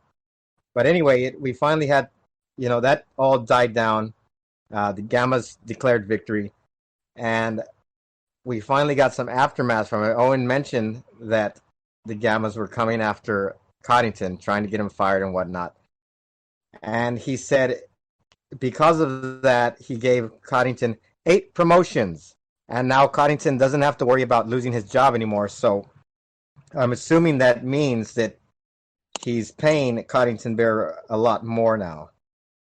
And and we found out that Coddington's salary at the college he works for is $40K a year. So I imagine Owen is now paying Coddington somewhere near $40K a year to work for him, to be his little bottom bitch. Wow. $40K a year, huh? That's something. And to run Owen's Instagram and Twitter and whatnot. And as I commented on the GSK subreddit when I saw that, because Cod was a math professor, and anyone who has followed my show for like 2 years or more knows that I fucking hate math, so that made me dislike Coddington even more. But hell, I think maybe Coddington would be better. I think Mr. James Coddington would be better as a math professor than he would,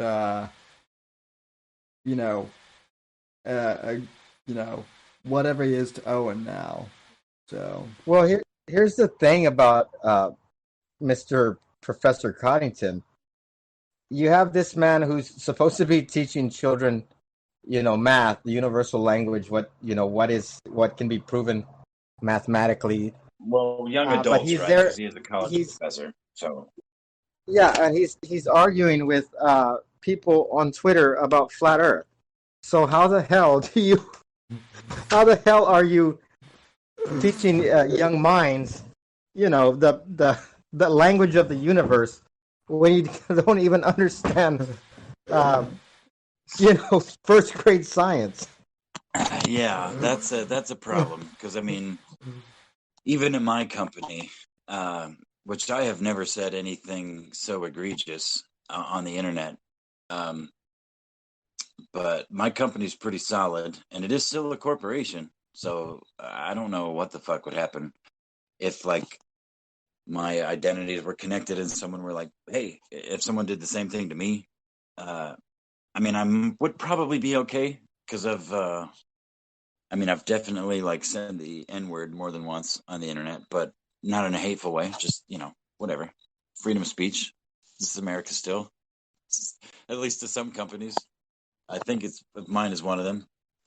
But the point though is like, yeah, like if I were going around and espousing the opposite of what my company stood for, if I was going out, let's say, since something you both and everyone in chat or listening will know about animals, if I was going around and like praising animal abuse, or promoting animal abuse or anything like that, and that got back to my company, they'd be like, no, that's against our beliefs. But me just being myself and speaking my mind on things is not, it's not against anything. But if I were a mathematician, if I were a math professor, and I were on the internet,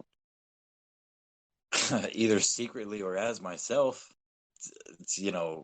proclaiming that the earth is flat to make money, clearly to make money, that's it. Because as someone who teaches math, has done so for years, I would assume, and is proficient in that field knows that the Earth isn't flat. So clearly, you're lying to make money on the internet, and leading people astray to make money. That's wrong. And also, I just want to cover my ass here real quick because I mentioned that because I mentioned his name is James Coddington. I did not dox him. That's his first and last name have been out there for a while. Public information. Yeah, because I can already see the bears. Oh, he doxed his first name. No, that's been no. I don't think you got to worry about that, Sam. No, that I think the Gamma Secret Kings have got that under control, buddy. Yeah, that's been out there. Yeah. There's a new company also started just for Bertardia Times. Oh yeah, that's right. So, well, these are more lessons learned from Pappy Beale. I mean, he's the one that set up all those shell companies when he was hiding his money from the IRS. So I'm sure that's lessons learned from Ted. Ted has it too. He has all kinds of different companies. I think some of them are under Infogalactic. I think Castalia House might be its own. He has all kinds of different companies for different projects. These are just lessons passed on from grifter to grifter. And now you have Owen with Struggle Bear LLC. I'm not sure what company the Bertardia Times is under, but I'm sure they started another one because I think the Struggle Bear is just for the land. I mean, I mean, to be fair, setting up a publishing house is not that hard. I have one. All you need to do is literally go on Amazon Kindle and set one up. So, well, there's honestly there's nothing hard about anything that any of these men do, Sam. I mean, they're all very lazy individuals. Yes. What? Yeah. Exactly. Yeah, and yes, Apex. I actually do have a publishing house. So. No, I was asking if you were going to publish my book. Yeah, I totally would. So. Oh, you're a writer now too, Apex. Oh yeah, man. I've been writing as long as I've been drawing and picking at the guitar strings, which is because I just learned that about you, that you are a musician also. Yeah. I'm kind of I've been an exceptionally lazy one for the last few years, but I'm coming back to life. I've dumped a lot of energy into a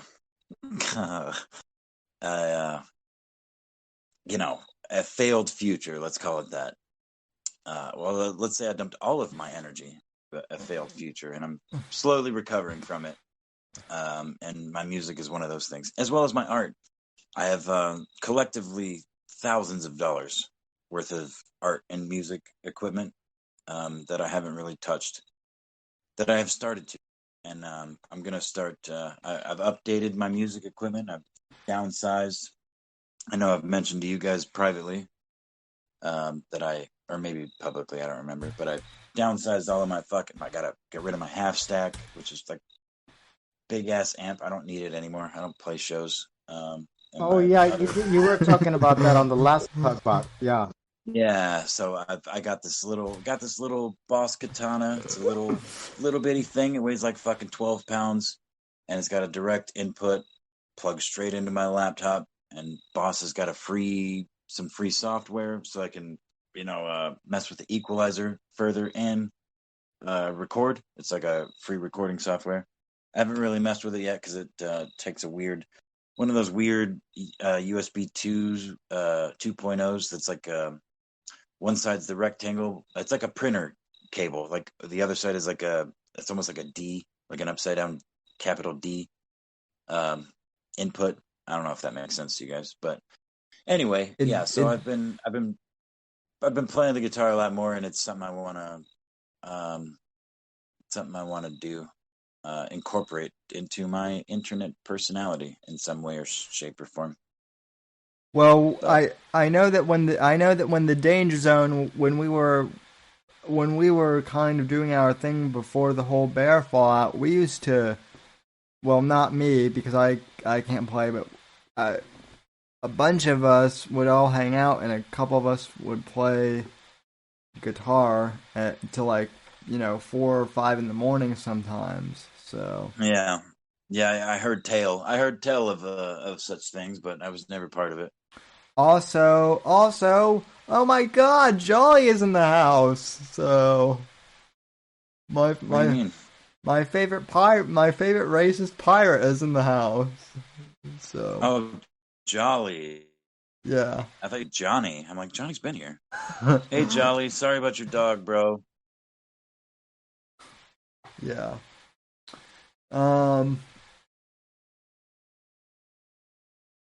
So Sam, what's the future of the Hugbox? Where is it? Is this going to be a continuing thing? Yeah, I sure hope so. I like it. I just like I like doing this free form, and it's we should get more gammas on here, Marv. It's not as good as the GSK review. So, and I'm not going to try and steal that thunder. I would never try and... No, listen, Sammy, you would have to do so much prep and try so hard to come even close. Because old Scorpio over there is fucking doing real work, bro. We're just flying by the seat of our fucking chair. Our Roman death chair, mind you. Well, the problem is I would have to sit through watching Teddy and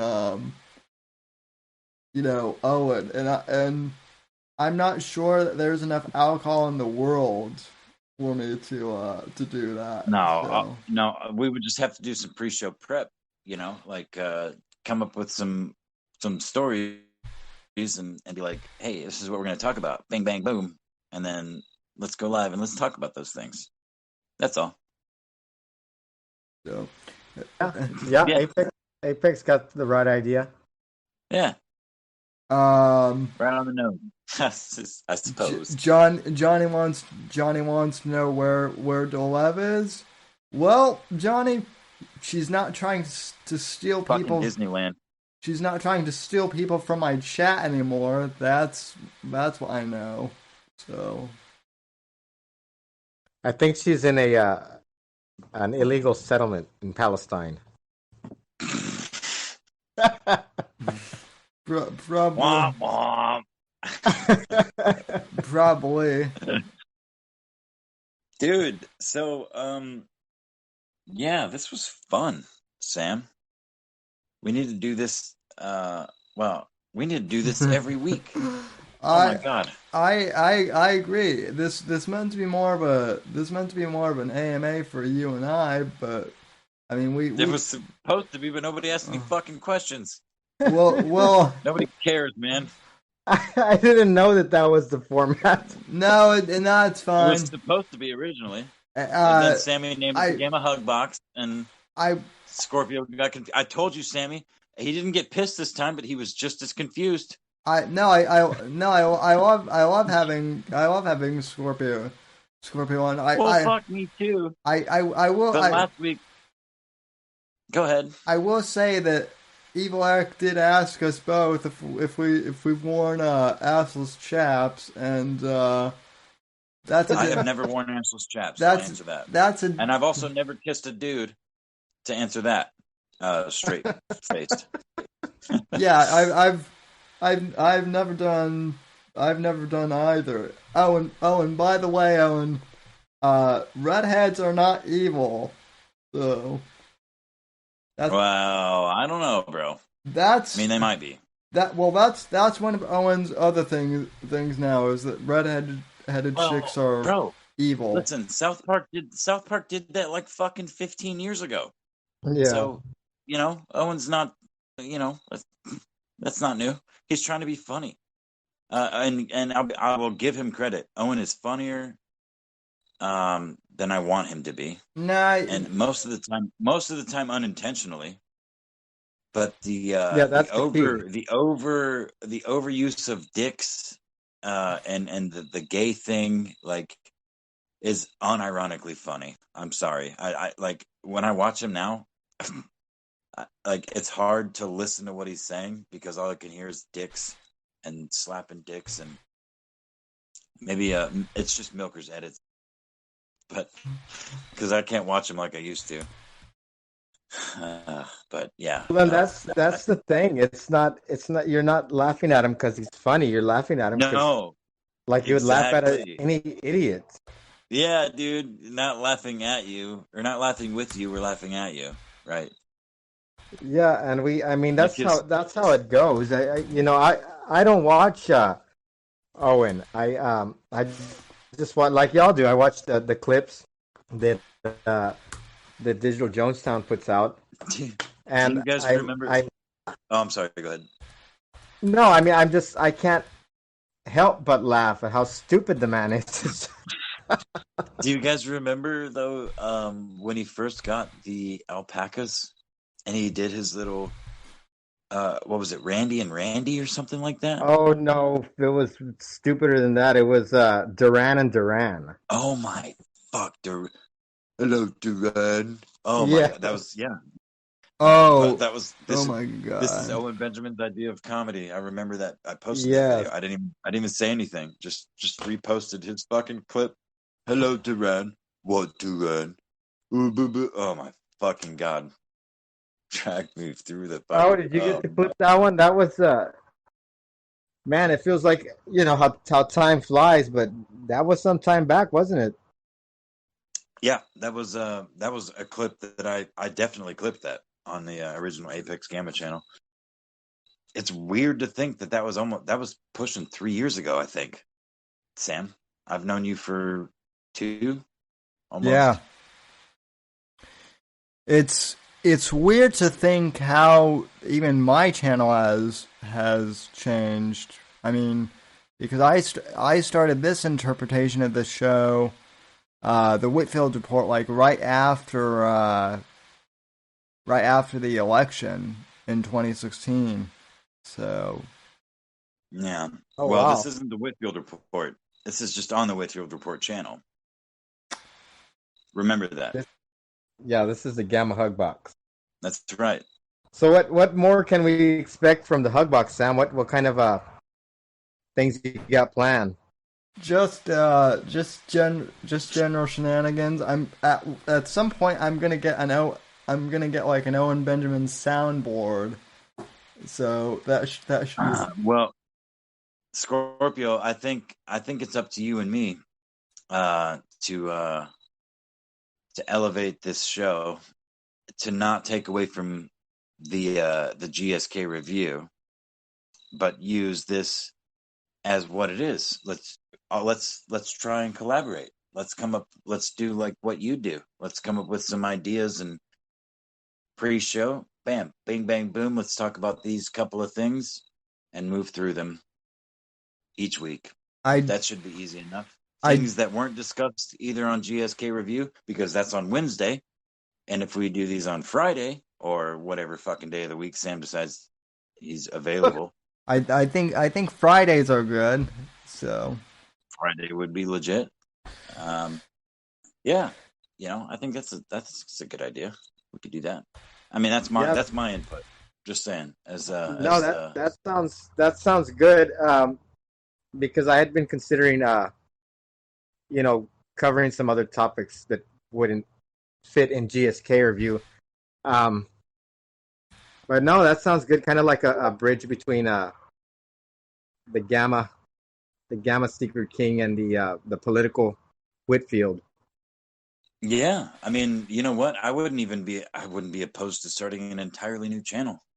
You know what's weird though too is even though my show is more political, the grifters are so bad that they as I mentioned on the GSK review, that they try to set political policy with their shenanigans. And as someone who tries to do a semi-professional political show, it drives me insane because people buy into their shit, honestly. Well, and Sam, it's only going to get worse the closer we get to the election. So yeah, oh yeah, combating that. Oh yeah, Well, Jolly. And well, by the way, Jolly, you're always allowed to shit post in my chat. You know that. So I think, Sam, that is wait. that is the Durka Bama. We're gonna fight. I don't know who you are, but we're gonna fight. They thumbs down your video. Oh, what is that? We got a troll or They what? said, I thumbs down for gay brotherly love. And then they said, Sam's a good dude. Gay brotherly love. You know what? If I didn't know any better, I would say that's Shovel Point under a new name. Yeah. I miss Shovel Point. I wish he or she were still around. Me spin. Oh. I scared him away. They tried to secret. Scorpio. I don't know if you know about this. It's probably not a good idea to air it out in public yet again, but I'm going to because I already started to. But it was just one of the regular viewers of Sammy's show that I used to interact with in the comments was like, "Oh man, it'd be awesome to talk to you." Outside of the live stream chat, but I don't do Discord or Twitter or anything. Like, well, how do you expect that? How do you expect us to have a conversation outside of any of these platforms then?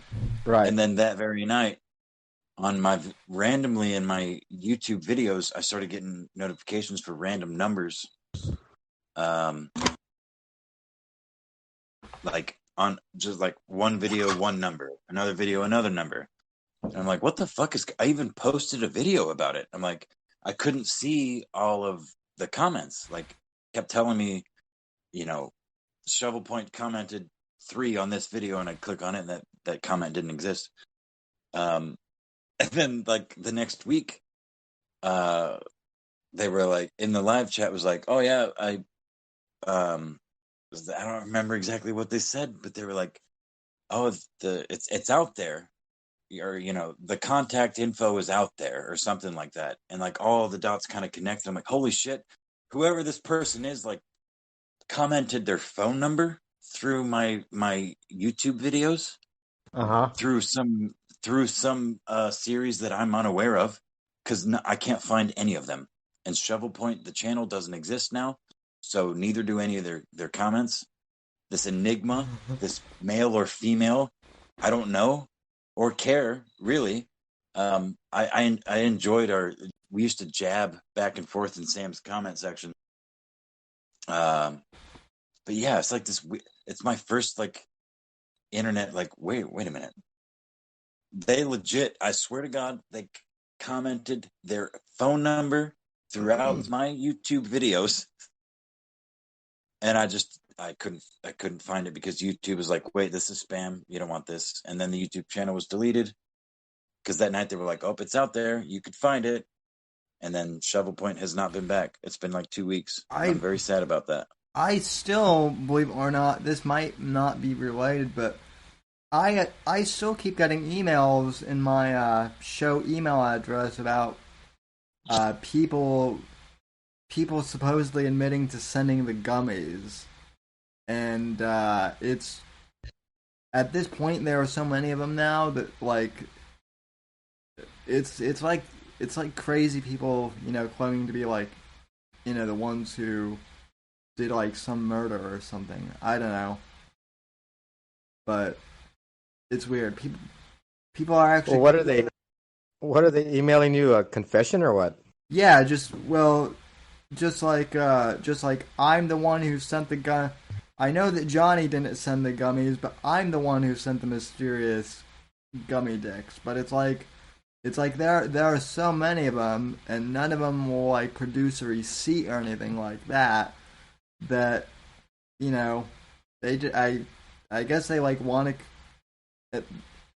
I guess they want to come on the show to confess or something, but like none of them are legitimate. So Hey Sam. yes, Sam. Yes, Apex. I heard tell in the chat that your Roman death chair has a lift so that your wiener doesn't drag on the ground.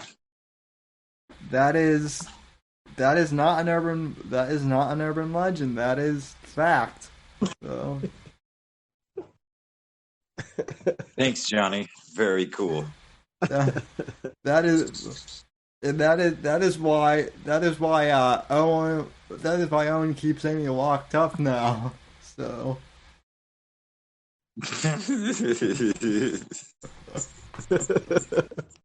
oh. Oh shit! Are we gonna call this, or are we gonna just keep bullshitting? Because I'm down for either. I'm off for 3 motherfucking days. I haven't had 3 days off in a row. I can't even tell you how long. So let's do it. Are we doing it? Or are we going to bed? I'll play guitar until I fall asleep, or I'll sit here and talk shit to you fuckers. I'm fine with keeping on going. And I'm sure Scorpio has got family man things to do. Scorpio, you're free to stick around, or if you need to bounce, you're free to do that too. So yeah, I'll stick around for a little bit longer. Yeah, man. I'm. You know what? I worked all day, so I'm not gonna stay too long. But I for sure am down to keep bullshitting.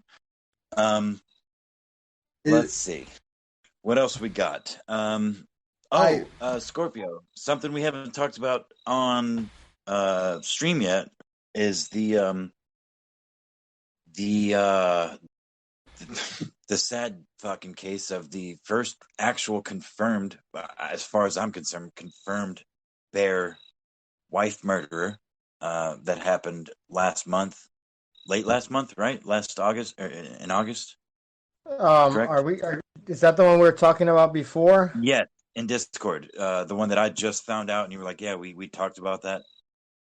Already. Yeah, no, that was some time back. Was it? Let me see if I can find a link. It was probably about 5 or 6 months ago that it actually happened. Dude, I thought that was in like August.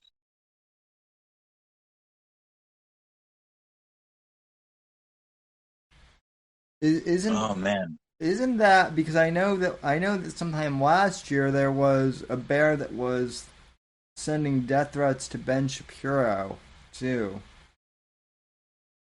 But I'm talking about the dude that killed his wife.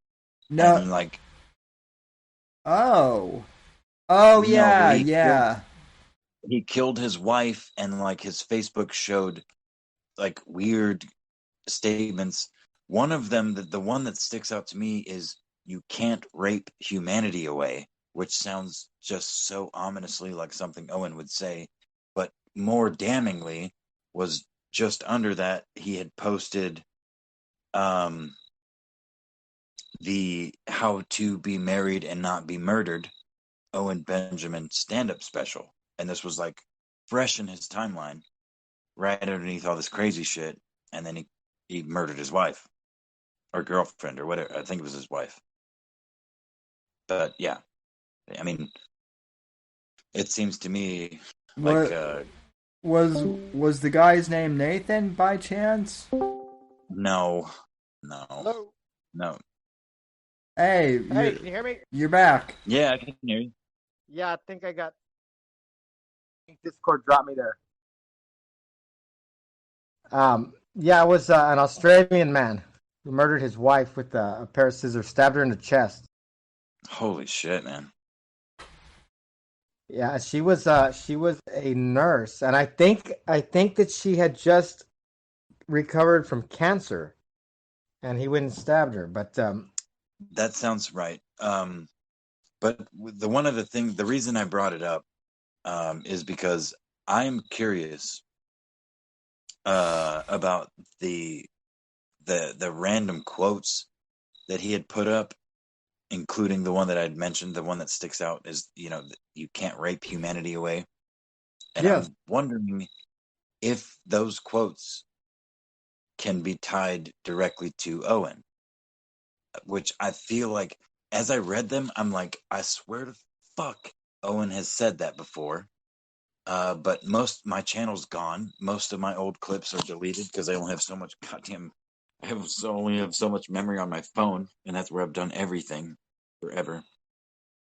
But yeah, I'm just curious if they can be, if there's someone out there autistic enough to be able to pinpoint those quotes directly Well, I from think Owen, or something approximating, close enough. that I feel like they Milker could. could probably find that. I would be willing to bet, and I've reached out, and usually my Apex Gamma energy does some wonders on the Milker, but the man must be busy. So Yeah, because if I remember correctly, when he was interviewed on Sam's show, he had mentioned how that's how he did it, how he could search for keywords. he And has. He yeah, said he has a person. I remember him specifically saying he has a person. Maybe it was people, but there was a certain person that, and maybe I'm filling in blanks here, but a person that was like very smart, but didn't have much else to do, like they were ill, kind of almost like a bedridden kind of person that spent most of their time, that didn't have much else to do, or not, maybe not that, but they, let's say, I can't recall exactly. Again, maybe I'm filling in blanks here, but I just remember him saying he had a person that was very good at finding these quotes from Owen. And Well, like you could say Owen said this, and they'd be like, oh yeah, they said such and such. he has that, but then he also, I believe that same person like wrote an algorithm or something for Milker too, like a program or something. And yeah, Jolly has it absolutely right. Never underestimate autism, and that's what Milker Nation has.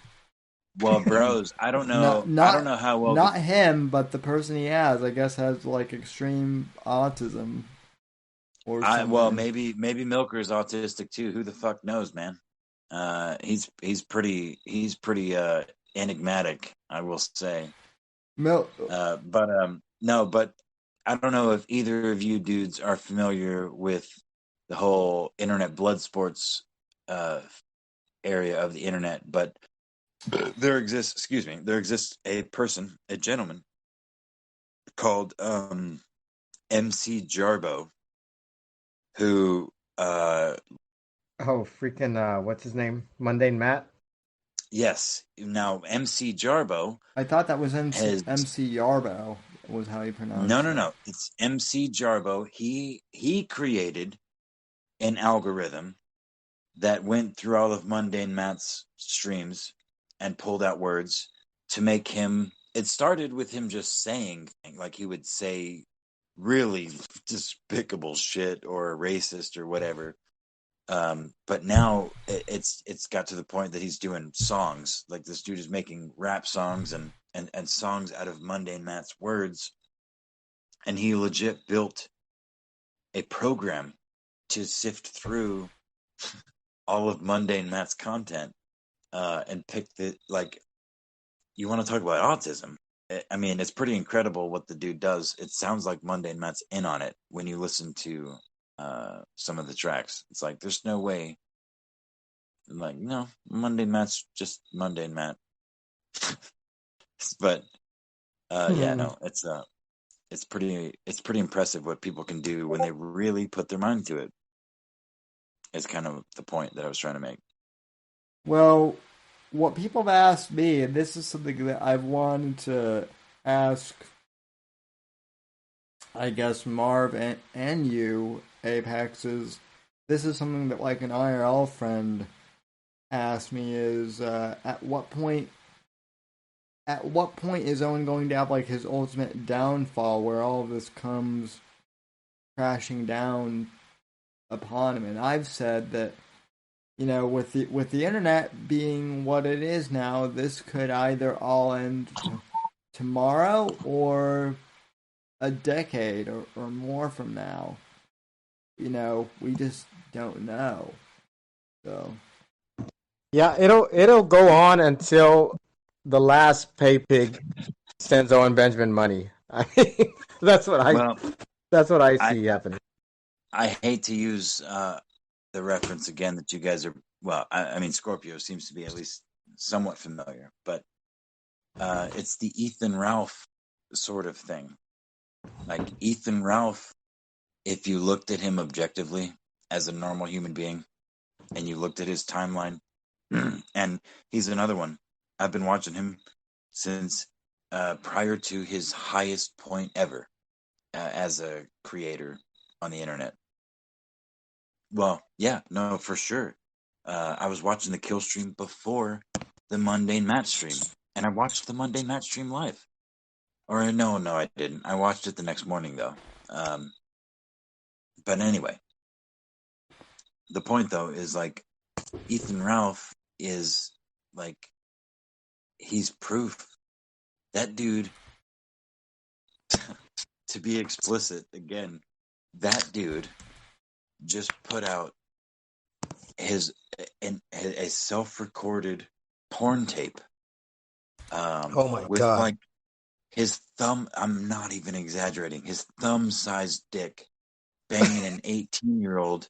It was revenge porn. He sent it to an ex-boyfriend while he was live streaming, talking about how the current girlfriend of Ethan Ralph, it doesn't care about Ethan Ralph.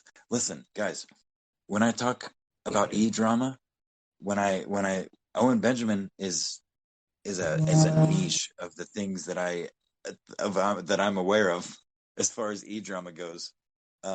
Ethan Ralph is a kind of the pinnacle, actually, at this point, even above Owen, of just internet degeneracy. Like, if you look into the timeline of what's going on with him right now, this 18-year-old, freshly 18-year-old that ran away from her family in the middle of the night to be with Ethan Ralph, and her parents have begged and pleaded over the internet as well as privately for this mentally ill 18-year-old to come home away from this 37-year-old man.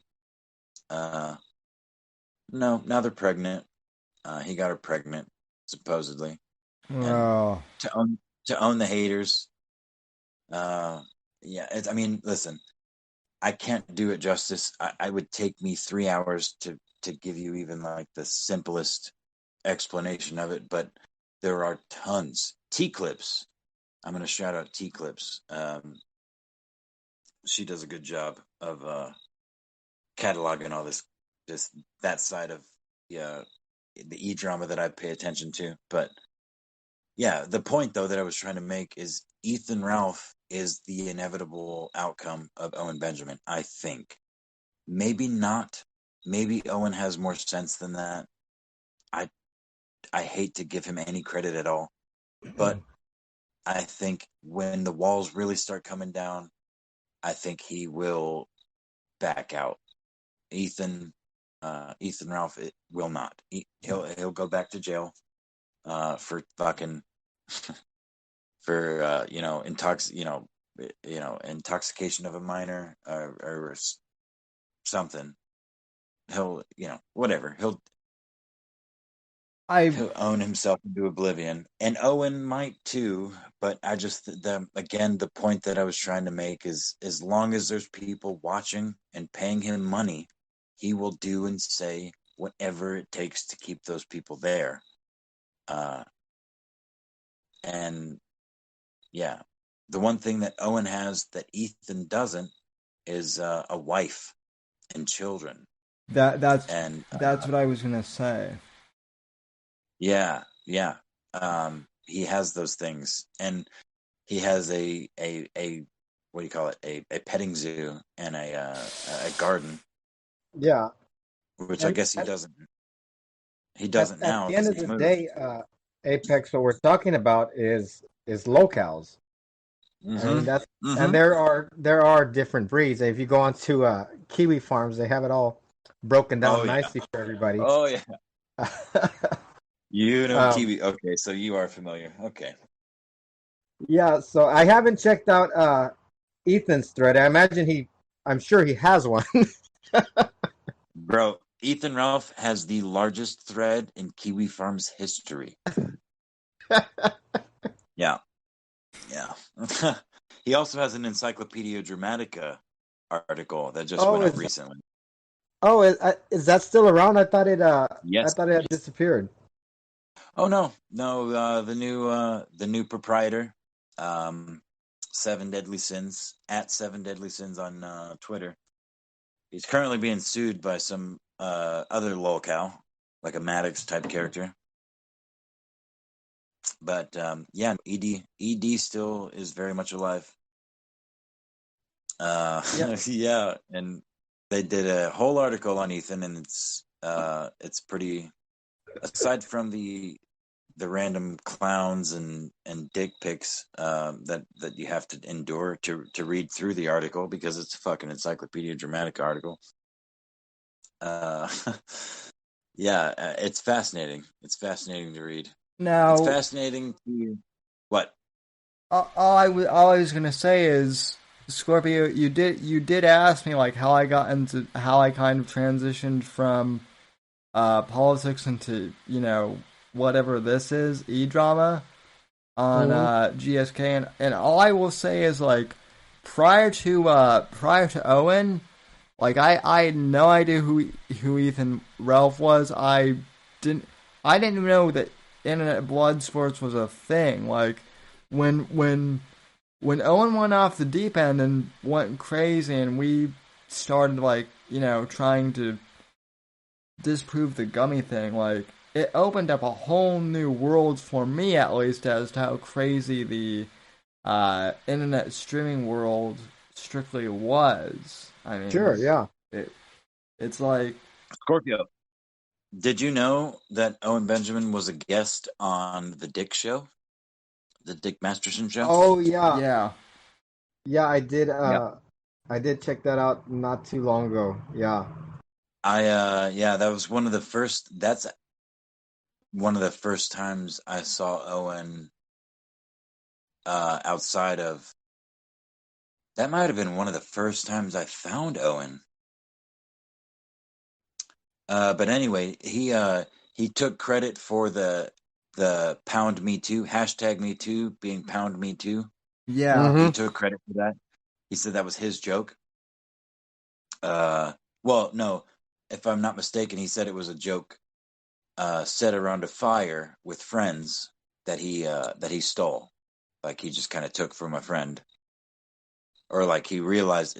I can't remember the exact conversation, but he also the early days of praising Sharia. He sang a song to Dick Masterson about he did my Sharona, but he did my Sharia, and he talked about how we need to adopt Sharia law in America.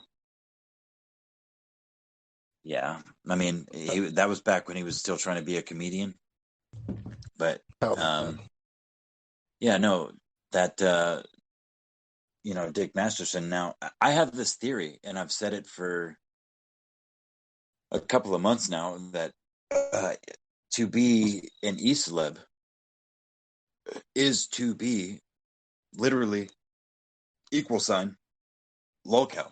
E-celeb equal lolcow.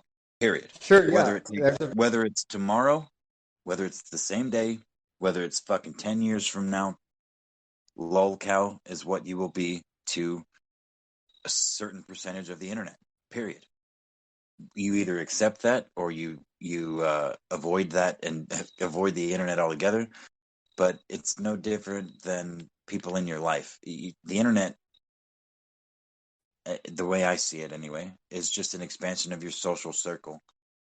Because when you go to high school, I don't care who the fuck you are, whether you're a jock, whether you're a nerd, whether you're a loser, there are people that love you, and there are people that fucking hate you oh yeah, and don't like. You know what I mean? So oh when you yeah. when you put a magnifying glass on that, or rather when you blow that up to like essentially the whole world or most of it, that is the internet, there are going to be people that don't like you.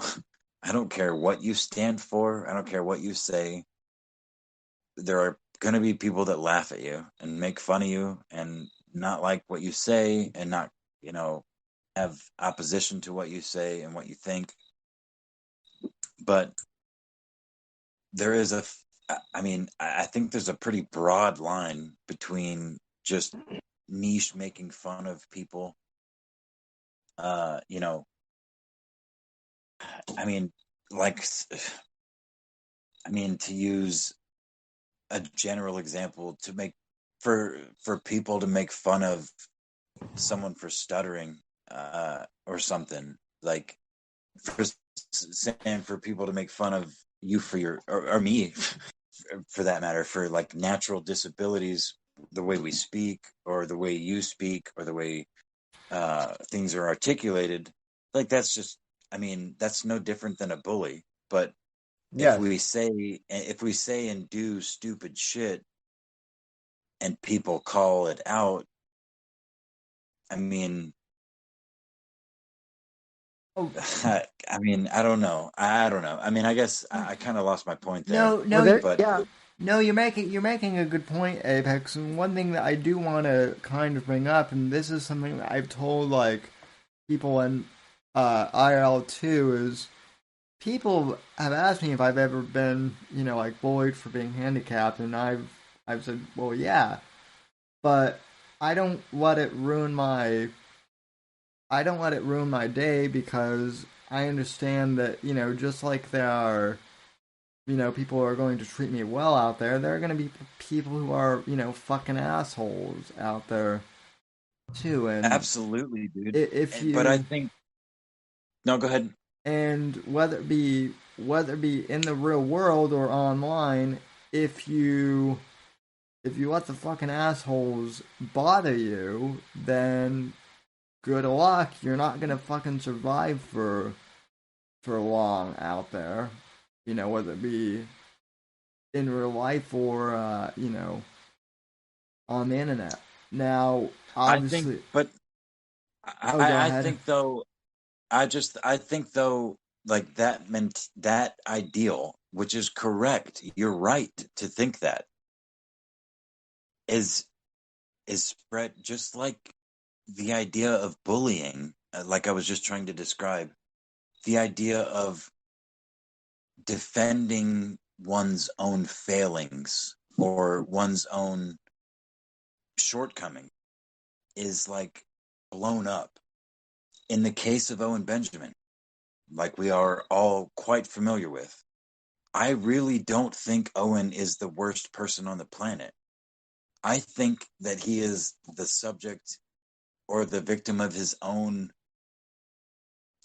shortcomings, but he is also the victim of a fucking parenting that told him his entire life that no matter what he did, it was okay. You're right. You're right. You're good the way that you are. You can be whatever you want to be. That sort of ideal spread uh, wide, because again, in the real world, when you're dealing with people face to face, you got people saying, "Fuck you, dude. You're an idiot. You don't know what you're talking. Like, come here. Let me show you some shit." And they'll fucking grab that goddamn Sasquatch by his fat fucking wrist and, kick him in the knee and teach him something, whatever that may be. But on Right. the internet, he can sit here and say, "No, no, no, no, no. I. You guys are just, text on a screen. You don't mean shit. Ban, ban, ban." So, that's again, the banning plays right into it. It's a it's a detachment, but a reinforcement at the same time of all of the wrong things when you let it be. Like, it can be the opposite too. I've I'm sure all of us in this chat have seen it, um, on the internet. People that have flowered as a result of their exposure to the greater world. or the greater world being exposed to them, people that have come out of tragedy or whatever. Whatever. I mean, again, I'm kind of losing my point here, but I mean, no, the shut up, Scorpio. Don't you fucking laugh. The internet is what you make of it. You can either choose to use it for positive things, or you can choose to use it for negative things, or you can. That's actually quite prescient, Sam, because life is what you make it. But if you ignore what the people around you tell you and just try to make life what you think it should be, you're gonna make everybody around you hate you more than likely. Yeah. And you might succeed in life, but you're not gonna be, the success is not gonna be ultimate. You might succeed in the here and now, but the future is not positive. And again, the point that I was trying to make is the internet just spreads that out. So your efforts for the here and now, you're sacrificing for the here and now, as Owen, we've all watched him do. Teddy, to a lesser extent, that little fucking turtleneck hides in that shell pretty well until the right time, the right Razor Fist or the right Owen Benjamin or Wrangler Star becomes available to snap at. I just think that it just spreads what we do in real life further out, and it makes the real life interactions. I think that, again, the most important thing, like, yeah, you can absolutely, there's a lot to be gained from social media and interacting with people all over the world. But, Well, I think Apex, they were talking about. I think they were talking about a few different things here. Now, as far as ragging on people like Owen, like ragging on locals, that goes beyond just making fun of their physical appearance or some sort of disability or something. These are, and like you brought up with Ethan Ralph, I mean, these are a breed apart. These men. I mean, sure, plenty of people rag on their appearance, but I think people's main gripe with the local breed, it's mostly due to their personality. I mean, these are horrible people. These are people that probably should be shunned in polite society, if we're being honest. Well, let's face it. These are people who have, for all intents and purposes. Yeah, no, that's a good point. That's a good point, actually, because both Ethan Ralph and Owen Benjamin. I mean, Ethan.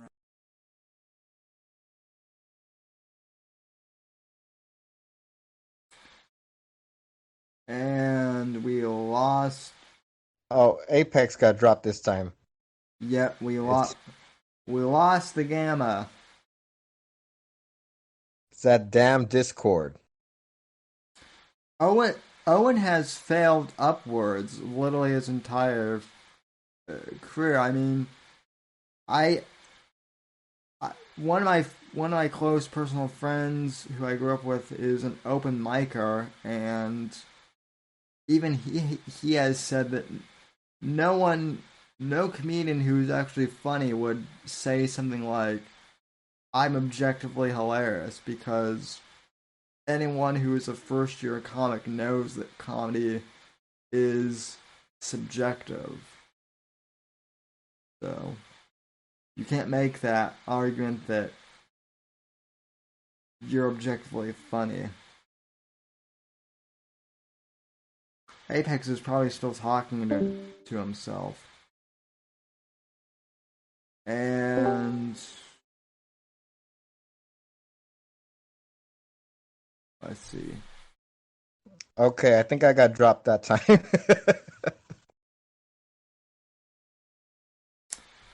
Yeah, someone got dropped and dropped hard. So now we're all back. Yeah, now we're all back. Now we can hear. Now we can hear you again, Apex. Okay, good. I don't know what we were talking about. No, we're talking about the locale qualities. Yeah, no, I know. I remember. I know what we were talking about. I just don't remember where we were when you guys lost me. But yeah, I mean, I was gonna say that I think that there's like in normal society, these people, the Ethan Ralphs and the Owen Benjamins, would not be like they would not be anything. They would just be. Did we? Damn it! We keep losing the gamma. Yeah, it sounds like he's gone again.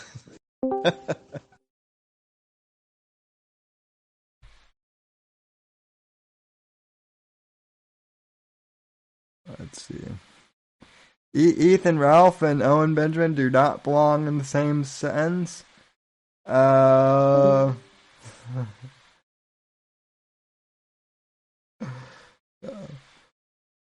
Society is what enables people like this to exist. Well, it's like Apex was saying. It's not necessarily society. It's the internet society. Well, Jolly, to use one of your quotes though, I wouldn't exactly call them people. So I wouldn't exactly call them people, Jolly. So certainly well, not. now Sam, you were saying that the internet can be used for good or bad, and I think that in the case of many of these men, it's being used for very bad purposes. Oh yeah. Definitely. It's a far cry from when I really got on the internet, and I mean just to give you some perspective, when I really first got online, James O'Keefe was just starting out, and he was the one who took down the Acorn pedophile ring. So that's how far back I go in a lot of this stuff, and that was almost 11 years ago now. Believe it or not. And now we go from that to Ethan Ralph and Owen Benjamin. So, Well, yeah, sure. There's been a lot of advances, and there's been a lot of I guess it's evolved a lot, but it's also devolved in many ways. Yes, devolved, I would say. So, I see in the chat, Apex. I have no idea what's going on with Discord. It might be.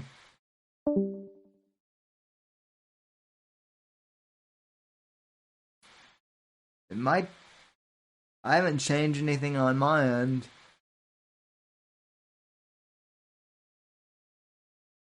It might be time to call it a show then. That got well I could pull an Owen and just be like, the internet's fine. Just keep. You're being grabbled. Guys, I'm being grabbled by Discord. So even though Discord is being owned by the Chinese, but that's another thing that Owen seems to fail to understand. In the words of his friend Teddy, he doesn't realize that a lot of the stuff that he complains about is not actually from the grabblers. It's from the Chinese, so to speak. Oh, well, Ted loves the Chinese. Yeah, right. That's another thing that is a huge. I mean, I understand it because I understand Teddy, but for anyone who thinks that Teddy is still somehow on the right or whatever, which he never was to begin with, but I've pretty much seen Vox advocate for straight up communism, and yet Cerna and yet Cernovich and the others still want to consider him to be our guy. Which, I mean, I know that Cernovich is Thurn, but even Thurn must be smart enough to see the air in this. Which, by Well, the I way, think they're all playing for the same team. You just got to figure out what team that is. in this case, if Fox is advocating for pretty much communism, then it would be for the communists. Which, by the way, did Thurn ever serve you for making that video on him? Wasn't that his big threat that he was going to serve you papers? Well, we never got to that point. I kind of I know he called out the Gamma Secret King subreddit, and Johnny actually picked up that screenshot. Uh, he put out a weird tweet highlighting us, and ever since then, we've kind of been able to tell he keeps an eye on us. But honestly, I just got as I started looking into the guy, he was just so boring. I couldn't find a good angle. I couldn't find a good approach to document him properly. So I kind of let that one fizzle away just because I mean the man is so bland, honestly. I mean he has that sordid past, but that's been done to death. I wanted to come at it from a new angle, and there was just nothing going with this guy. He's just a very boring individual. I don't understand how he has his fanatical following. Well, I do want to say something nice about Cernovich, though. This is a genuine compliment. His audiobook, Girl Mindset, has been great for sleep insomnia. Oh God, he doesn't read the damn thing, does he? I Oh, hope he got someone else. oh no, oh no, he reads it. He Oh my God, lisp and all. Oh yes, he even talks that like in his book like how his dad used to slap him or something for having a lisp.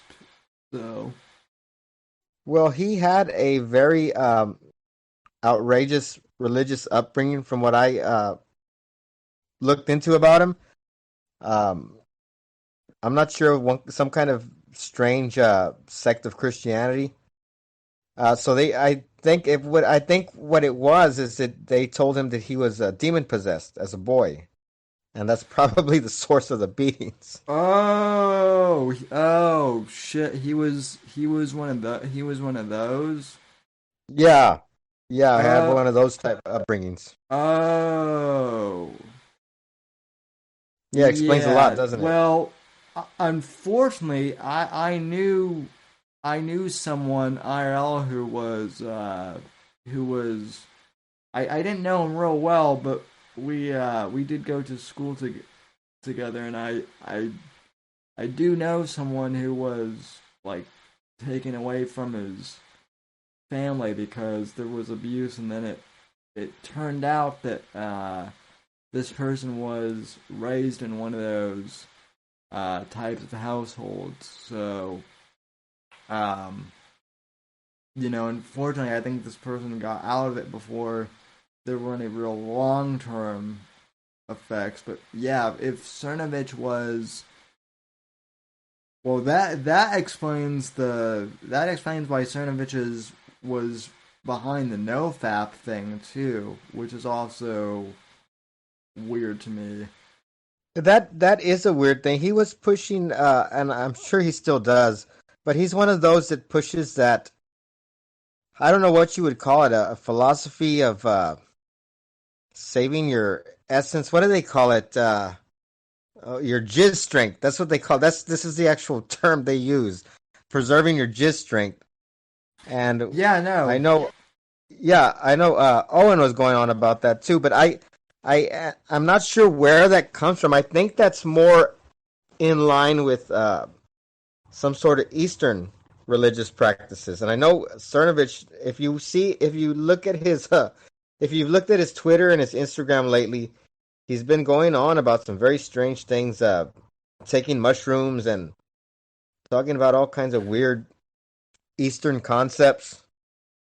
Well, there are two extremes to this thing, and Adam Carolla, who I like, actually had a good thing about this recently. There there's the extreme thing of the gooners, so to speak, which I know you've talked about, right? And Yes. that's the one extreme, and that's not good. But then there's the nofap, uh, which is like the exact polar opposite extreme of that. And Right.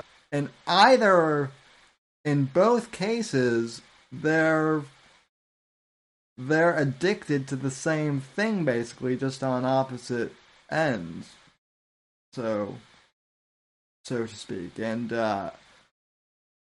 Dante Nero, by the way, was the person I was trying to think of on the Game of Secret Kings. He's the one who started the NoFap thing. All while having a live stream where he brought on porn stars to talk about NoFap. So Oh that's my God. yeah. He and Gavin McGinnis both, when Gavin was on Compound Media still. Gavin used to have this porn star that would come on and just talk like random stuff, and then he would immediately talk like NoFap afterwards. So that's pretty much the equivalent of like having an AA meeting in a brewery or something, I think. Yeah.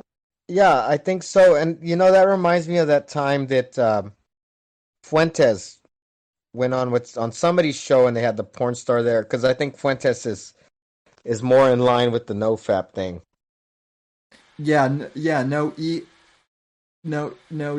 Now I know some. I happen to know some personal stories on Nick, and he does not live up to that whole good Catholic thing that he espouses, supposedly. So Oh, is that right? yeah, which I mean, I'm not a Catholic to begin with, but and Are that's you are you at liberty to share any of those stories? um I one of them I can, because one of them is actually someone I knew, but supposedly he was this was actually like a few this was actually right after I graduated.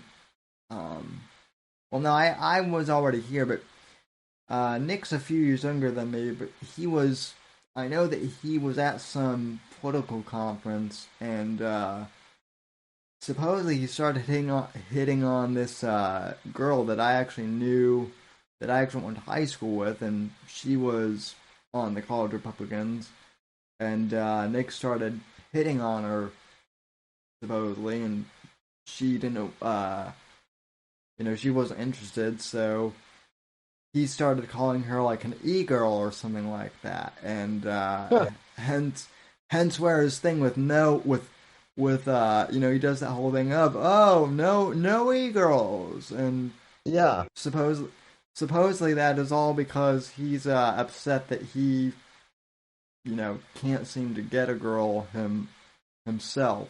So And the other ones I really can't substantiate, but I know that he's kind of in the grifter pool himself too. So, well, where do you see this coming from? I mean, I know obviously there's many sources, but I've noticed like the NoFap thing, right? It seems to be very closely tied to a lot of the alt-right yeah. personalities. Now, do you know why that is, or is it because many of them LARP as trads, or It's because supposedly it has to do with the whole thing of like Jews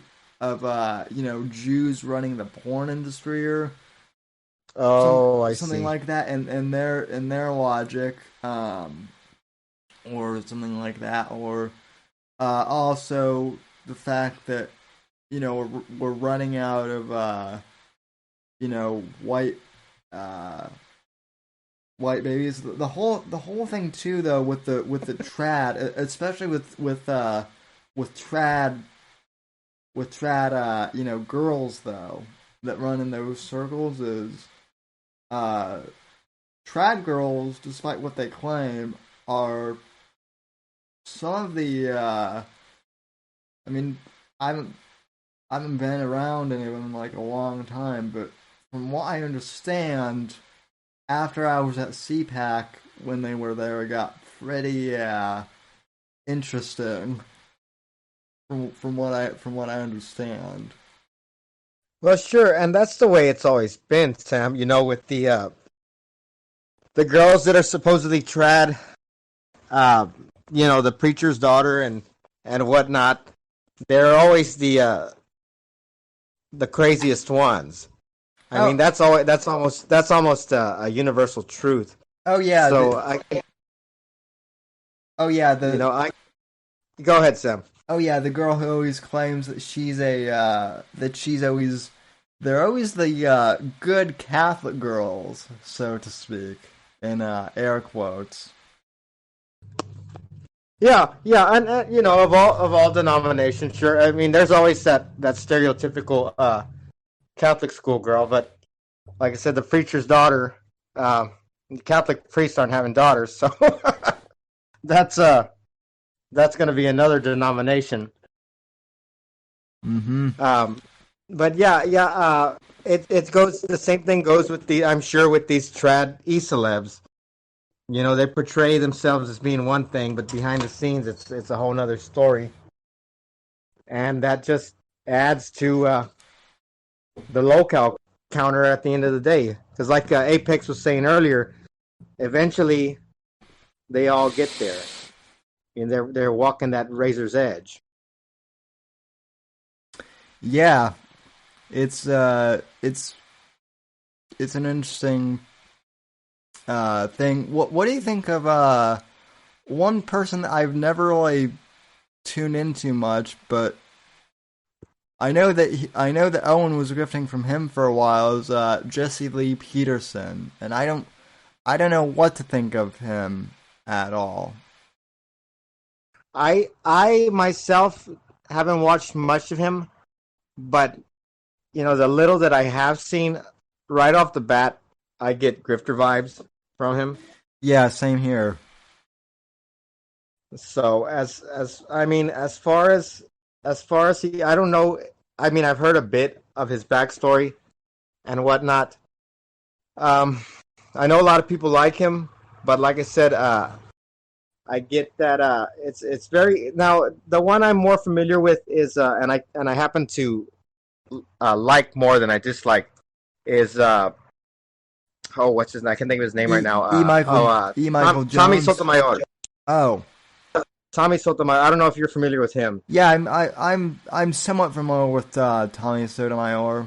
I think Yeah, I mean I think he was on he's Crowder, right? he was on. Oh yeah, he did screw around with Crowder for a little bit. Uh, and then he said that. And then I saw a live stream where he said, Crowder tried to play grab ass with him or something, but I'm not sure if that's true. If he was just joking around, he's one of those type of guys. But he was also on Dave Rubin's show, and then he streamed after that, and he said that he didn't know Rubin was gay, and he was all free. He was like, "I shook his hand. I didn't know he was gay."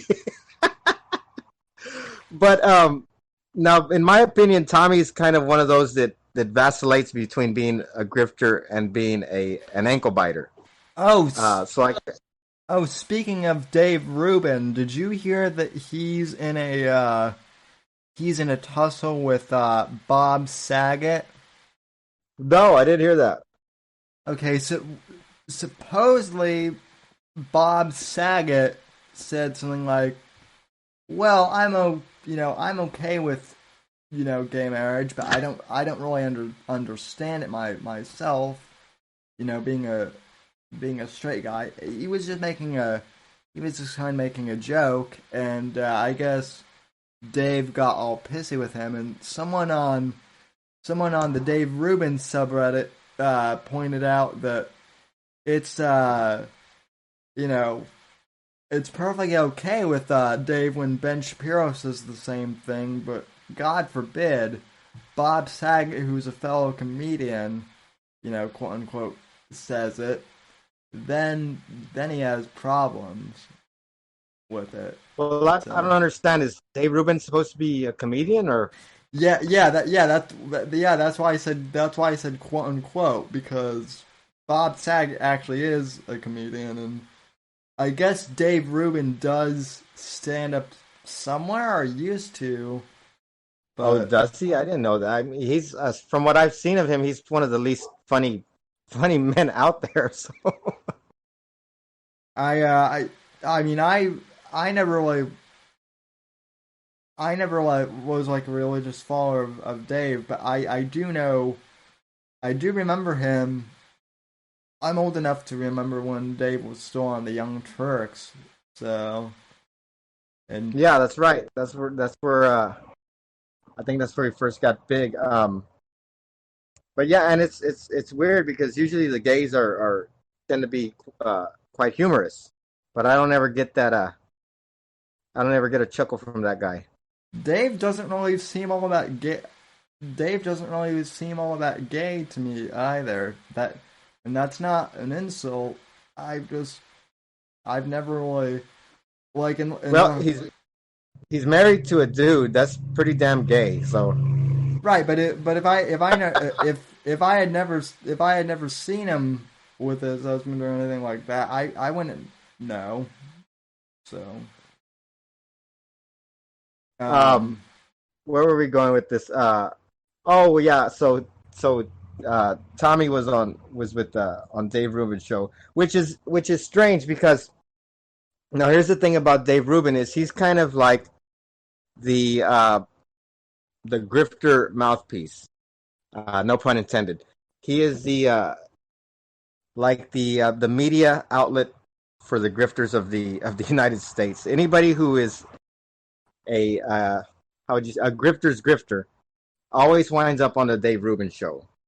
So that's one way to tell if somebody may or may not be a grifter. But like I was saying, Jesse Lee Peterson reminds me a lot. I mean, obviously he's been around for much longer, but they kind of have both. They both have the same deal where their market is people who like to hear black people being called out. Which, that's why I watch. That's why I watch Tommy's show. But it's very easy to build a big audience quickly, and it's very easy to have them contribute. Which, as we've talked about before, is one of the grifter tells when you're contributing and not necessarily getting anything back in return. Right. Or the other big tell that I've noticed with the grifters is if you don't donate to me, you don't love America. Or by donating to me, you're saving the republic. There's always something at stake. and a lot of times it'll be free speech. If you're not supporting me, then you're not supporting free speech. I'm glad that people are finally coming around to what a grifter Charlie Kirk is, because I actually can speak somewhat on Charlie Kirk. He might be the most successful grifter of all of them that I can think of, in the sense that, like, he built an admittedly successful organization, but then he used it to propel himself to superstardom. Yeah, and I think in the case of Charlie Kirk, it's a case of someone reaching too far too fast. Definitely. Well, I mean, I will tell you that I was actually going to go work for Charlie at some point. I had a friend who was going to run Turning Point's, I guess, media company, or like their news outlet, and then my friend was supposed to move to Chicago, which was where Turning Point was located, and then, like, 4 days before I was supposed to move, I guess someone emailed him and said that his services were no longer needed. So my friend is kind of like, well, that was, so he got laid off / fired, and he was like, well, that's sudden. What happened? And my friend had broken up with his girlfriend at the time, who was also with Turning Point, and I guess that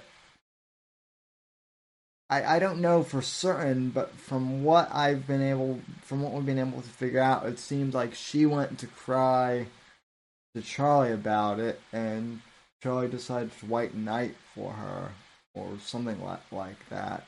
So I don't. Oh yeah, I don't know I think I heard that story. I don't know that that's the case for. I don't know that that's the case for sure, but I've heard similar stories to that.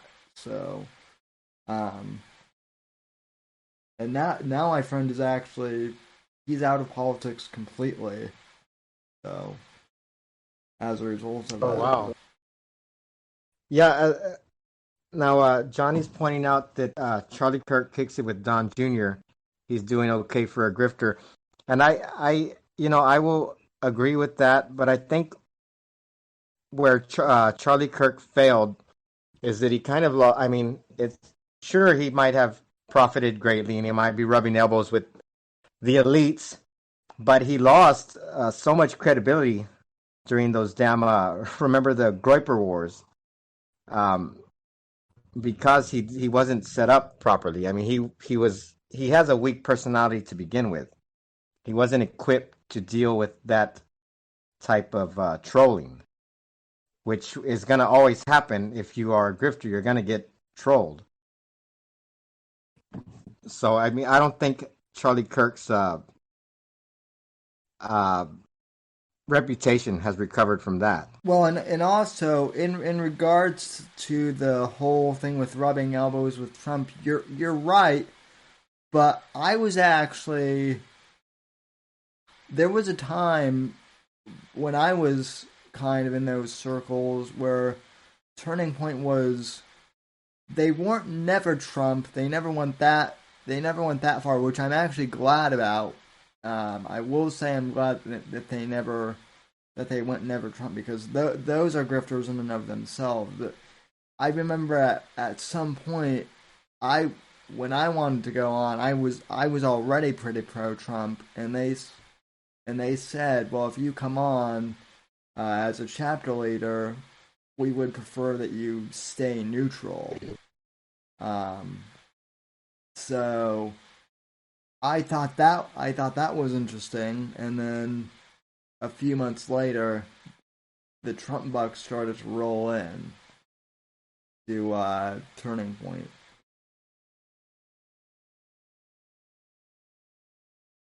Yeah, Johnny's bringing a lot of interesting points up. He says he only lost credibility to the Groypers, in his opinion, and that there's a lot of normies in the world. I think, I don't, and I know we've talked about this before, Sam, about the Groypers, and obviously they're not. They're a very, I don't know, I guess fringe. I guess they're a fringe type of group, Yeah, but I think they're more indicative of what the youth is feeling than because Charlie Kirk, sure, as far as I know, he's still on Fox News. Um, yeah. but who the hell's watching Fox News? I mean, that's to me, Fox News is one of the boomer havens. So I'd rather, sure, I feel what anybody might about the Groypers, but I think it's far better to appeal to that demographic than to the boomer Fox News demographic because they're not going to be around for very much longer. Well, the the Fox News thing is interesting because even among millennials just a few years ago, they had more of a reach. And then Roger Ailes died, and did you notice around the time that Roger Ailes died, all of the quote unquote Fox News anchor babes started to disappear as well. Oh yeah, that was one of the main reasons I watched Fox News. That you and me and everyone and everyone I know. So I mean now I only watch Tucker, and I just mainly go on to the website to watch it, or look up Tucker clips on YouTube when I want to watch Tucker. Yeah, that's where I'll catch Tucker clips is on YouTube.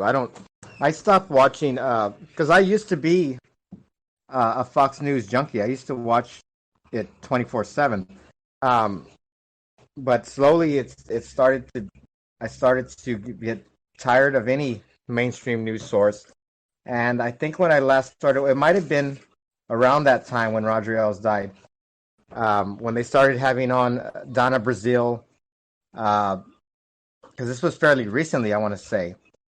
I mean, it's not the same channel that it used to be for one thing, but I think now if anybody's getting their their news from a mainstream news source, I personally don't understand it.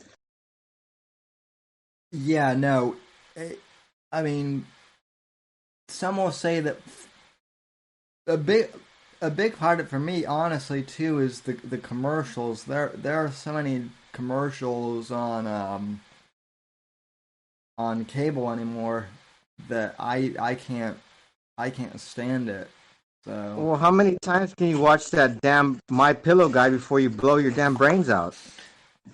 there's a hilarious channel on YouTube called Zebra Corner that does parodies of all those ads, and there's one that he does for My Pillow that's hilarious. That's hilarious, and he brings up the fact that like Mike Lindahl, uh, he said that Mike Lindahl looks like a pedophile, and at first, Oh my god! and at first I'm like, I don't, that was one of the things that I never saw, and then once he brought it up, I'm going to like, oh my god, he does. So Well, he has the '70s porn stash, doesn't he? yeah, and then the other thing is Lindahl is always showing up in people's houses with the My Pillow. So I'll have to send you the ad, but at one point he's like, wait, how did Mike Lindahl get in my house? So and yeah, I've always given Lindahl a bit of crap, and people are like, oh, but Lindahl is a Trump guy, and I'm like, so Oh man. So what's going on? What's coming up, Sam? Are you going to be watching the debates? Well, that's another thing. I'm wondering at this point if we're even going to have debates because Biden doesn't seem to be all there. That's a bit of an understatement. I mean I'm sure we're going to have them, but in what capacity? That will be that remains to be seen. Well, I still have my fingers crossed for a Joe Rogan venue. Yes, I actually did a whole podcast episode on that recently, and I think that would be terrific, but I don't think the DNC will allow it for a couple reasons. And it's not even the DNC. I don't think the cable networks will allow it. A, because they always have commercials during those debate breaks, and with Rogan, you don't really get any ads. Any ad breaks, and also I can't imagine. I can see Rogan asking something like I can see Rogan asking Biden if he's ever taken DMT or something like like that. Well, it kind of appears as though Biden is on something, no?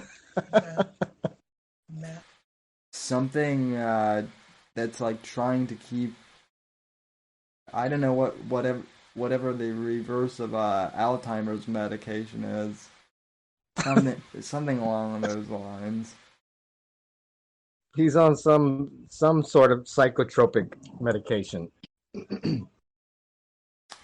So, this might. I'll send you more stuff on this. This might be interesting for GSK News, but apparently, and I'm looking more into this, but apparently, Hugh Hefner's son, has decided to run for. He's like launched an exploratory campaign for something in California. So he's getting into the political grifter game now. Oh wow, that's crazy. I hadn't thought about the Hefners in some time. And he's now also claiming that his father hated Trump, despite the fact that Trump was actually on Playboy magazine's cover at one point, I believe. So, So I guess he's not going to be running as a Republican. No, definitely not. Let's see. Well, Sam, I think it's time for me to go. Yeah, I think we're gonna call it a night here as well. But anyway, yeah, I want to thank you for coming on and entertaining us lowly gammas for a bit. The Gamma Hugbox. When's the next one going to be, Sam? You going to do it every Friday? Yeah, if this is working out for everyone, which I think it is. So, and then Saturday I'll do the Whitfield report. So. Yeah, well, let's get some things together. I like the way the show turned out as far as covering some other topics. So yeah, let's plan something. Let's plan something big for next Friday. Definitely. And I might have to have your transition guy work on some transitions or something. So. Oh, okay. Yeah, I handle all that stuff with Streamlabs. Oh, cool. All right. Well, thanks for coming on, Scorpio. So, and thanks everyone for watching the Gamma Hugbox. So. Right on, Sam. Thanks for letting me come on. All right. You're welcome, sir. Good night, Sam. Good night. And thanks to Apex Gamma for joining us as well. He never returned. He got sucked out into the void of time and space, but we appreciate him coming on.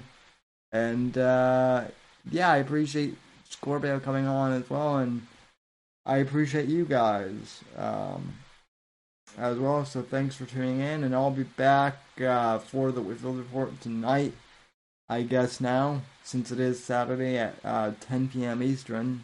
So thanks, folks, and I'll see you in less than 24 hours. Good night, God bless, and God save this great nation, as my friend Mr. John Neary would say.